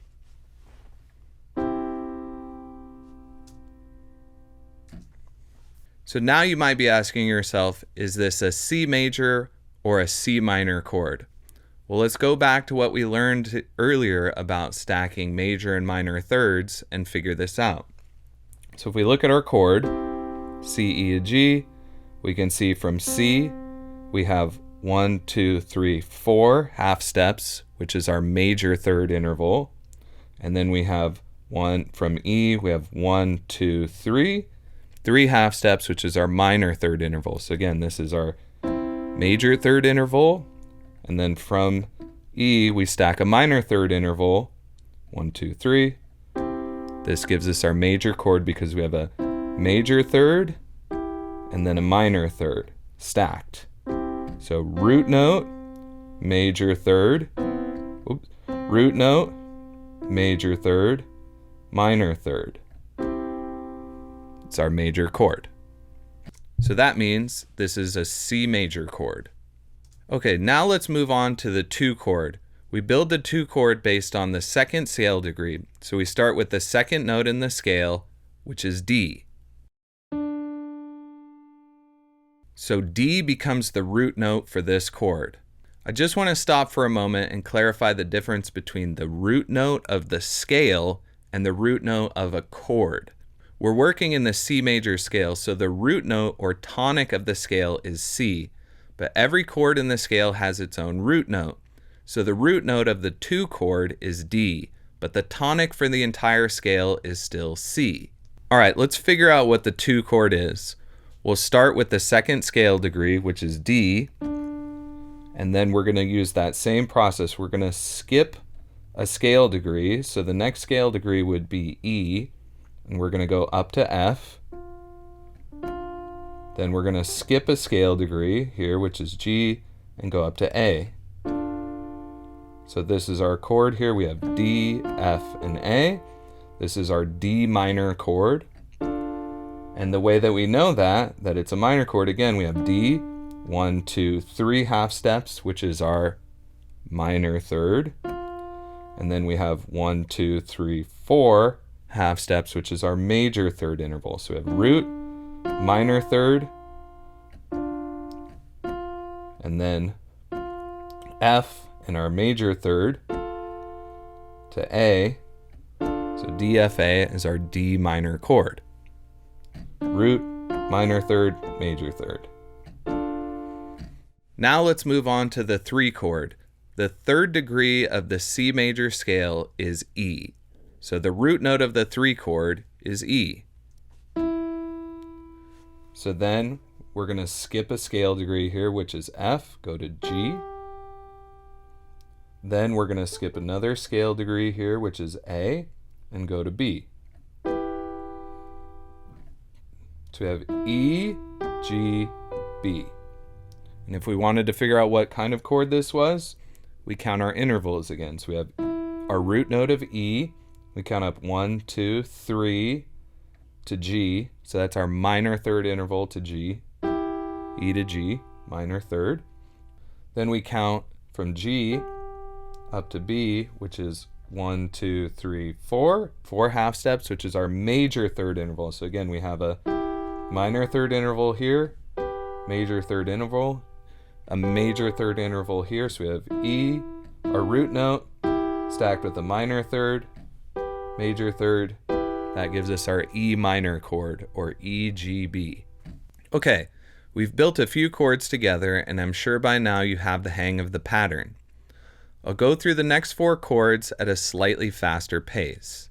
The 4 chord starts on the 4th degree of the C major scale, which is F. So the 4 chord is F, A, C. F, A, C. So this is our F major chord, F, A, C. We can count the half steps to get our intervals. We have F, 1, 2, 3, 4, major third interval, 1, 2, 3, minor third interval. So we have root note, major third, stack a minor third. That gives us our F major chord. The 5 chord, remember, 1, 2, 3, 4, 5. Our 5 chord is built on G. We skip a note, go to B. Skip a note, go to D. G, B, D is our G major chord, and we count that to figure it out by counting the half steps. We have G, 1, 2, 3, 4 to B, major third interval, 1, 2, 3, minor third interval to D. So we have a root stacked with the major third interval stacked with a minor third interval, G major chord. The next chord we have is the sixth chord, which is built on A. So we find A, skip a note, go to C, skip a note, go to E, right? And we're skipping scale degrees. And if we want to count the half steps, A, 1, 2, 3, minor third interval, 1, 2, 3, 4, major third interval. So root plus a minor third plus a major third. So we have our A minor chord. Now we get to B. This is the seventh scale degree. And in the major scale, this is a new type of chord. This is called the diminished chord. And a diminished chord is built by two minor third intervals. So if we look at this, we have B, skip a note, go up to D, skip a note, go up to F. So this is a very tense sounding chord, diminished. A lot of tension here. And so if we count the intervals here, it's a little bit different. This is a new type of chord. So we have B, 1, 2, 3. We have a minor third interval. 1, 2, 3 up to F, another minor third interval. So unlike the major and minor chords that each have a combination of a major third and a minor third, whether those are reversed or not gives us our major and minor chord. But in the case of the diminished chord, it's actually just two minor thirds stacked. So we have our root note, 1, 2, 3, our minor third, and then another minor third.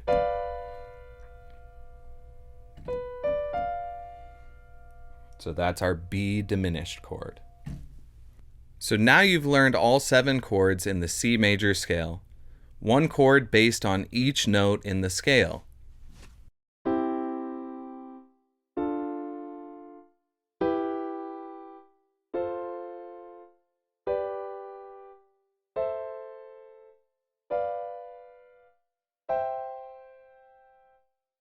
One chord, which is C major.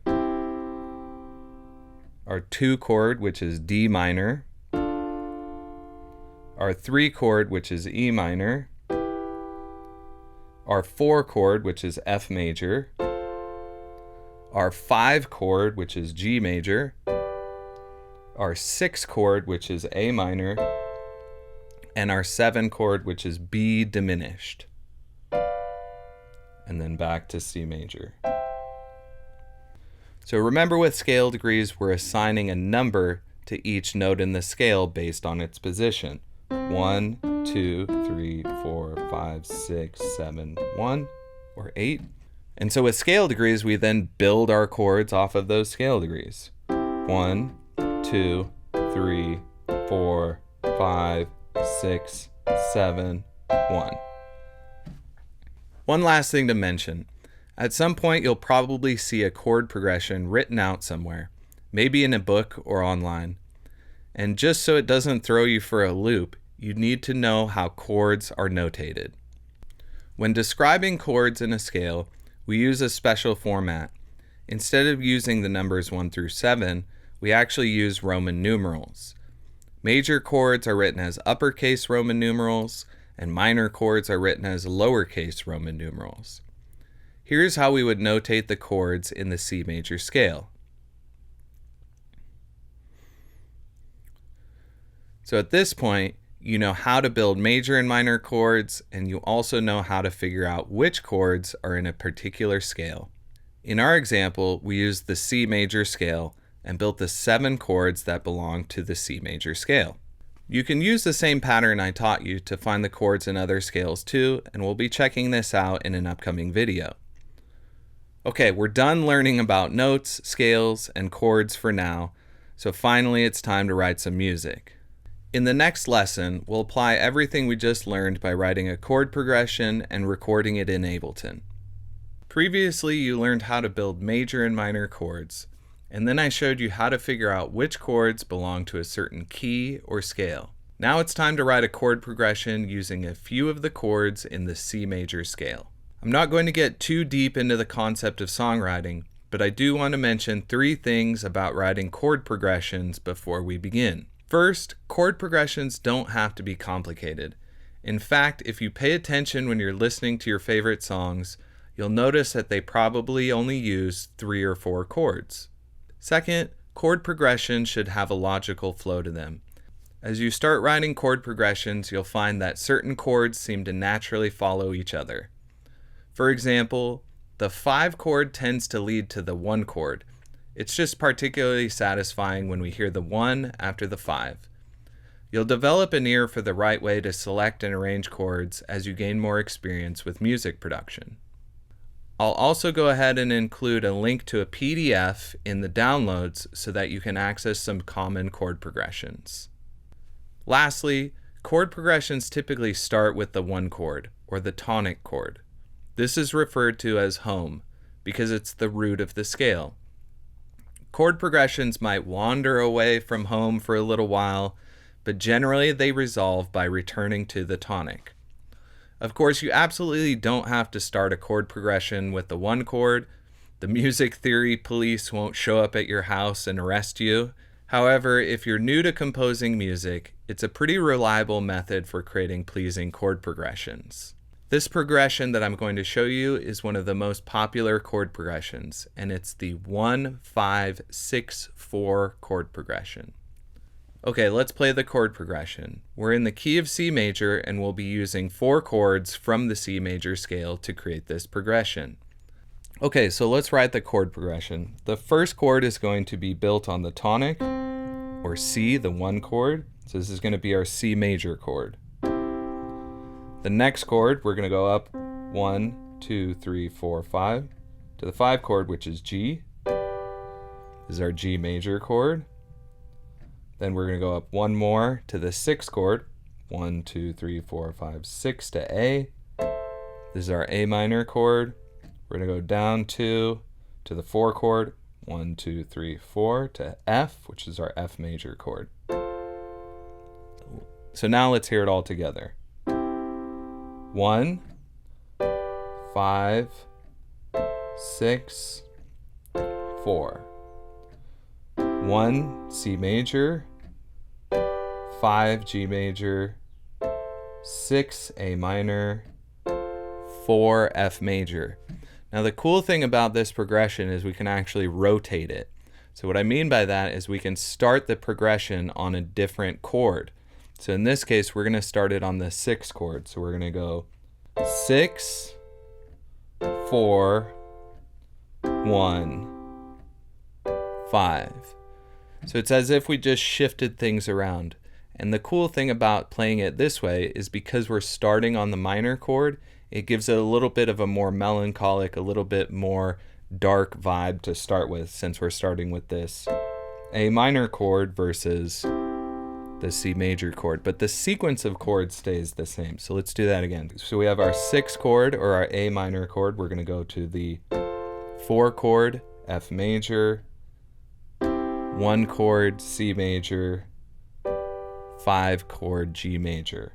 So A minor, F major, C major, G major. We can count this again. We'll do 6, 4, 1, 5 versus 1, 5, 6, 4. In this video, we're going to learn about a new interval called the perfect fifth. But first, we need to do a quick review of how we build our major and minor chords. Remember that to build any major or minor chords, we stack intervals. And specifically, we stack those major third and minor third intervals to build those chords. Let's use our C major chord, for example, which has the notes C, E, and G. We remember that the major third interval is 4 half steps from C to E. So we have C, 1, 2, 3, 4. That's our major third interval. And we remember that we also have our minor third interval from E, 1, 2, 3, up to G. But what about the distance or interval from C to G? So see, we have our root note, major third interval, then we stack our minor third interval to build our major chord.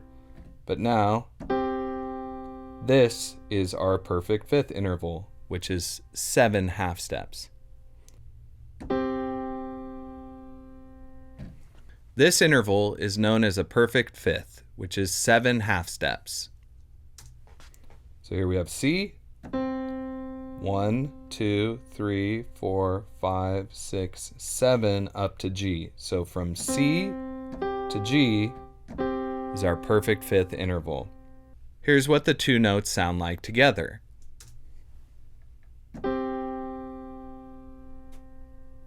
So now we can talk about our chord as having a root note, which is C, a major third, which is E, and a perfect fifth, which is G. It's another way of talking about our chords, and it's really helpful. Now we can say our chord also has a root, a third, and a fifth. And further, we can say that when we switch back and forth between our major and minor chords, the only thing that changes is the third. The root and the fifth stay the same. So for example, here's our C major chord, and here's our perfect fifth. And now when we go from our C major chord to our C minor chord, we just lower this E to this E flat. C major, C minor. So now we have our C major chord and our perfect fifth from C to G. 1, 2, 3, 4, 5, 6, 7 half steps. And now we know when we have a major chord, the root and the fifth stay the same. The third is what changes. So we have our root, third, and fifth. Root, major third, perfect fifth. Root, minor third, perfect fifth. So anytime we have a major chord and we want to make it a minor chord, we just lower the third a half step. So now we have C, E flat, G. This is C minor. But again, the root and the fifth, the perfect fifth, do not change. So C minor, if we're ever at a minor chord and we want to make it major, we just raise that third up a half step, right? Because we're changing it. Now it's that major third interval first, then the minor third interval. So remember, we start with a root note, and then we could add 4 half steps or our major third, and then 3 half steps or our minor third, and this is going to give you 7, which is the perfect fifth. So that's going to give you the major chord. So you have 4 half steps, 3 half steps, major third, minor third, together plus 7, they make that perfect fifth interval, 7 half steps. So again, if we have a minor chord, 3 half steps, which are minor third interval, 4 half steps, which is our major third interval, still equals 7. That root to G is our perfect fifth. So that doesn't change when our chord is major or minor, which is really great information to know. So it allows you to switch between minor chords and major chords very easily, right? The root and the fifth stays the same. The third is what changes. So this should be an aha moment of the third is what makes the chord major or minor. And if you're ever at a major chord, to make it minor, just lower that third a half step. And if you're ever at a minor chord, to make it a major chord, just raise that third a half step. So major, minor, perfect fifth. We'll see you in the next video. Now I'm going to introduce a new type of chord, the 7th chord. These chords add more flavor to our existing 3-note triads by adding a 4th note to the chord. There are several types of seventh chords, and in this course I will cover the 3 types of seventh chords that I use the most, which are the major seventh, the minor seventh, and the dominant seventh. Every seventh chord has 4 notes, and we construct the chord by stacking thirds, just like we did with building our triads before, but now we just add one more note. Let's start with the major seventh chord. We can build this chord by stacking a root note with a major third, then a minor third, then another major third. Think major, minor, major, or think root plus 4 plus 3 plus 4. So let's build our C major 7 chord. To start, we have a root note at C. We're going to add a major third to E, a minor third to G, and then another major third to B. So from C to B, this is our major 7th interval. So we count it. C, 1, 2, 3, 4, 5, 6, 7, 8, 9, 10, 11. So again, root plus 4 plus 3 plus 4. So another way of building this is to just make our major triad and then add a major third on top of that. So we have our C major chord, and then we just go 1, 2, 3, 4, adds our major 7th. So another way of finding the major 7 is finding the root note, in this case, which is C. You go down a half step to B, and that's the major 7, and then you take that up an octave. So C, okay, we go down a half step to B, and then up an octave. That's our major 7th. So we have C, E, G, B. See how that jumps from here, down a half step, up an octave. So you can take that major chord, half step down, and then up an octave. Right? Or major chord, count 4 up, there's the major 7th. So the notes in our C major 7 chord are C, E, G, and B. Notice that the note B is the 7th note of the C major scale, hence 7th. Whoa, music theory! Okay, let's build a C minor 7 chord. We can build this chord by stacking a root note with a minor third, then a major third, then another minor third. Think minor, major, minor, or root plus 3 plus 4 plus 3. So let's check it out. So here's our root note, C. We're going to go up a minor third to E flat. Then we're going to go up a major third, 1, 2, 3, 4, to G. That's our C minor chord. And then we're going to go up one more minor third, 1, 2, 3, up to this B flat. So that's our minor 7th. So our minor 7 chord consists of C, E flat, G, B flat. And so we can also find this another way if we build a C minor chord and we go 2 half steps down from the root. So B, B flat, here's our minor 7th, and then we take it up from here up an octave. So we got C minor, go down 1, 2, to B flat and up an octave. So we have C, E flat, G, B flat, which is our minor 7th chord. Another way of doing it is you could just create a minor chord, C, E flat, G, and count up 1, 2, 3. Right? Our minor, add that minor third interval on top. So we have our, from C to B, this is our major 7th interval. C to B flat is our minor 7th interval. So the next type of chord is the dominant 7th chord. So the way that we're going to construct the dominant 7th chord is it's going to be a root note, a major third, a minor third, and then another minor third. So think major, minor, minor, or root plus 4 plus 3 plus 3. Let's check it out. So we'll build our dominant seventh by choosing a root note. We'll choose C. Then we're going to go a major third to E, a minor third to G, and then another minor third to the B flat. So 1, 2, 3. And let's hear how that sounds.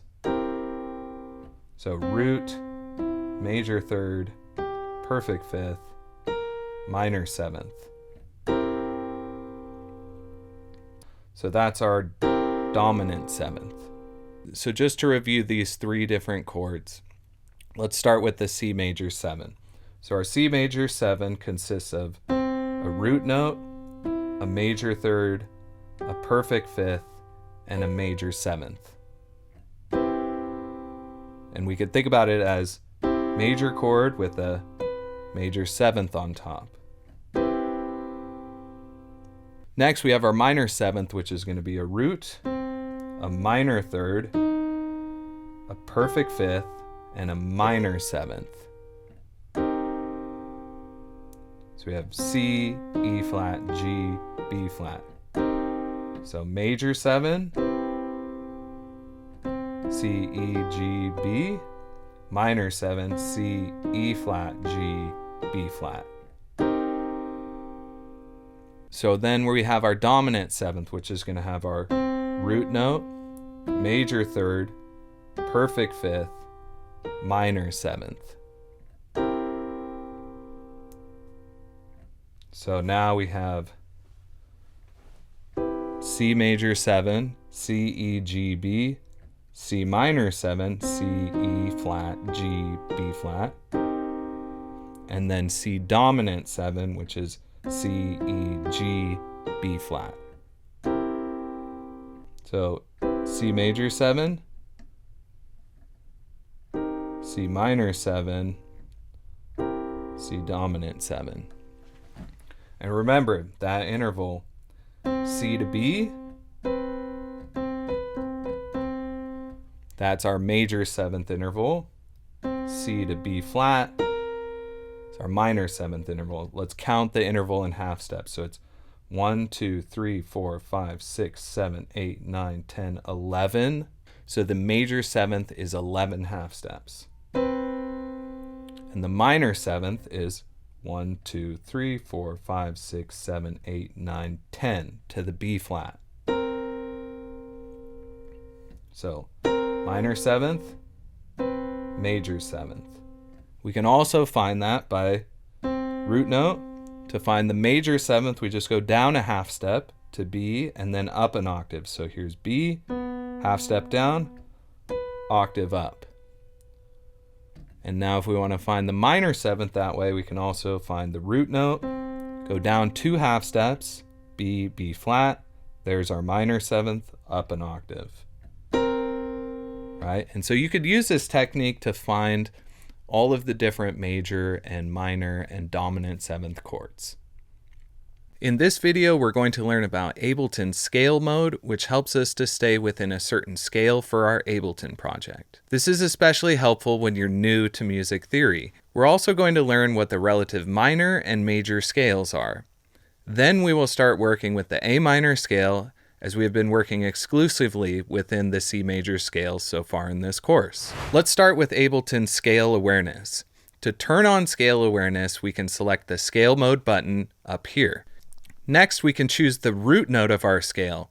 Let's select A for the root and then change the current scale to minor.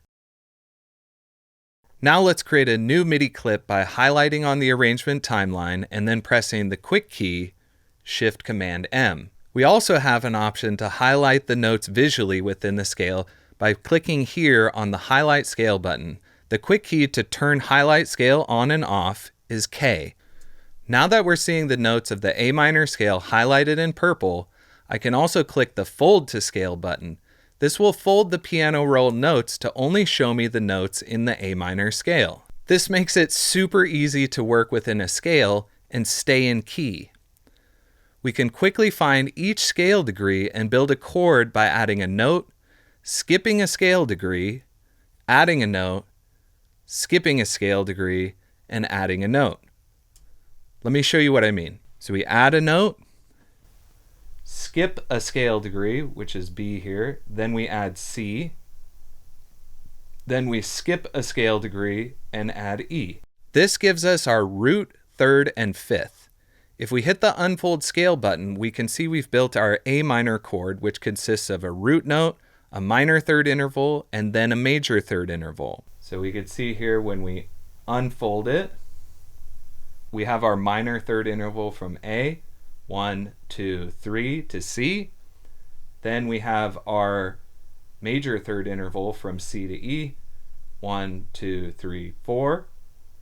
And we now have our root, minor third, and perfect fifth. But let's click the fold to scale button to stay in this music theory cheat mode. Now to find all the chords in this scale, I can just repeat what I did before.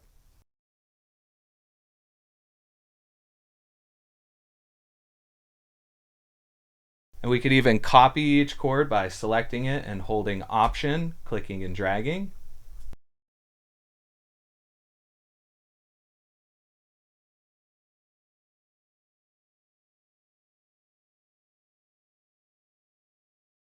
And now we have all the chords built from each scale degree in our scale.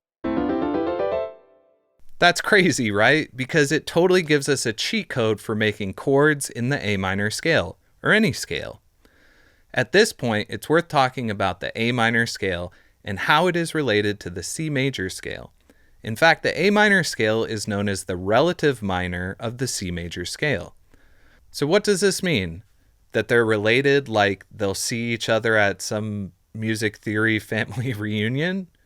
Anyway, all the relative minor means is that it shares the same notes and chords as its relative major scale, and vice versa. But the essential difference is that they start in different positions. Let's look into this further. If we remember back to the notes and chords in the C major scale, they are C major, D minor, E minor, F major, G major, A minor, and B diminished. And the chords in the A minor scale are A minor, B diminished, C major, D minor, E minor, F major, and G major. See how they both have the same notes and chords. They just start on different positions. The C major scale starts on C, and the tonic is C. And the A minor scale starts on A, and the tonic is A. Okay, now that we know what the relative minor scale is, here's a pro tip that I want to share with you to find any relative major or minor scale. And I'll give you a tip. It has to do with an interval known as the minor third. So if you're in a major scale, you can find the relative minor scale by finding the root note of the scale and then go down 3 half steps to find the relative minor scale. For example, if we're in the C major scale, we find C, which is the tonic, and go down 3 half steps to A. So A is the relative minor of the C major scale. Another pro tip to find any relative major scale is that you go up 3 half steps, or a minor third, up to find the relative major. For example, if we're in the A minor scale and go 3 half steps up from A, we're back at C. So the C major scale is the relative major of A minor. So this doesn't have to be so complicated. All you need to know is that the relative major and minor scales share the same notes and chords. They just start in different positions, and the chords and notes serve a different function within each scale. The relative major and minor scales are a great way to switch to another scale, to alter your chord progressions for a different feel, or even to write a melody in the relative scale for a different flavor in your project. It's a powerful tool that we will look into further in the next Music Theory Level 2 course. I just wanted to introduce it now since we are going to be working in the A minor scale for the rest of this course. And if you memorize the chords in the C major scale, which I highly recommend you do, you'll already know the chords in the A minor scale. Just remember, they will be based on different scale degrees and serve a different purpose. Okay, let's recap what we now know. Ableton can be scale aware by turning scale mode on either globally or in the individual clip. We learned how to make a clip only show us notes in the selected scale by hitting the Fold to Scale button. We learned we can highlight the scale in our clip by pressing the quick key K or selecting the button to turn it on. And finally, we learned about the relative major and minor scales, how they're related, and that they share the same notes and chords. But remember, those notes and chords serve a different purpose in each scale.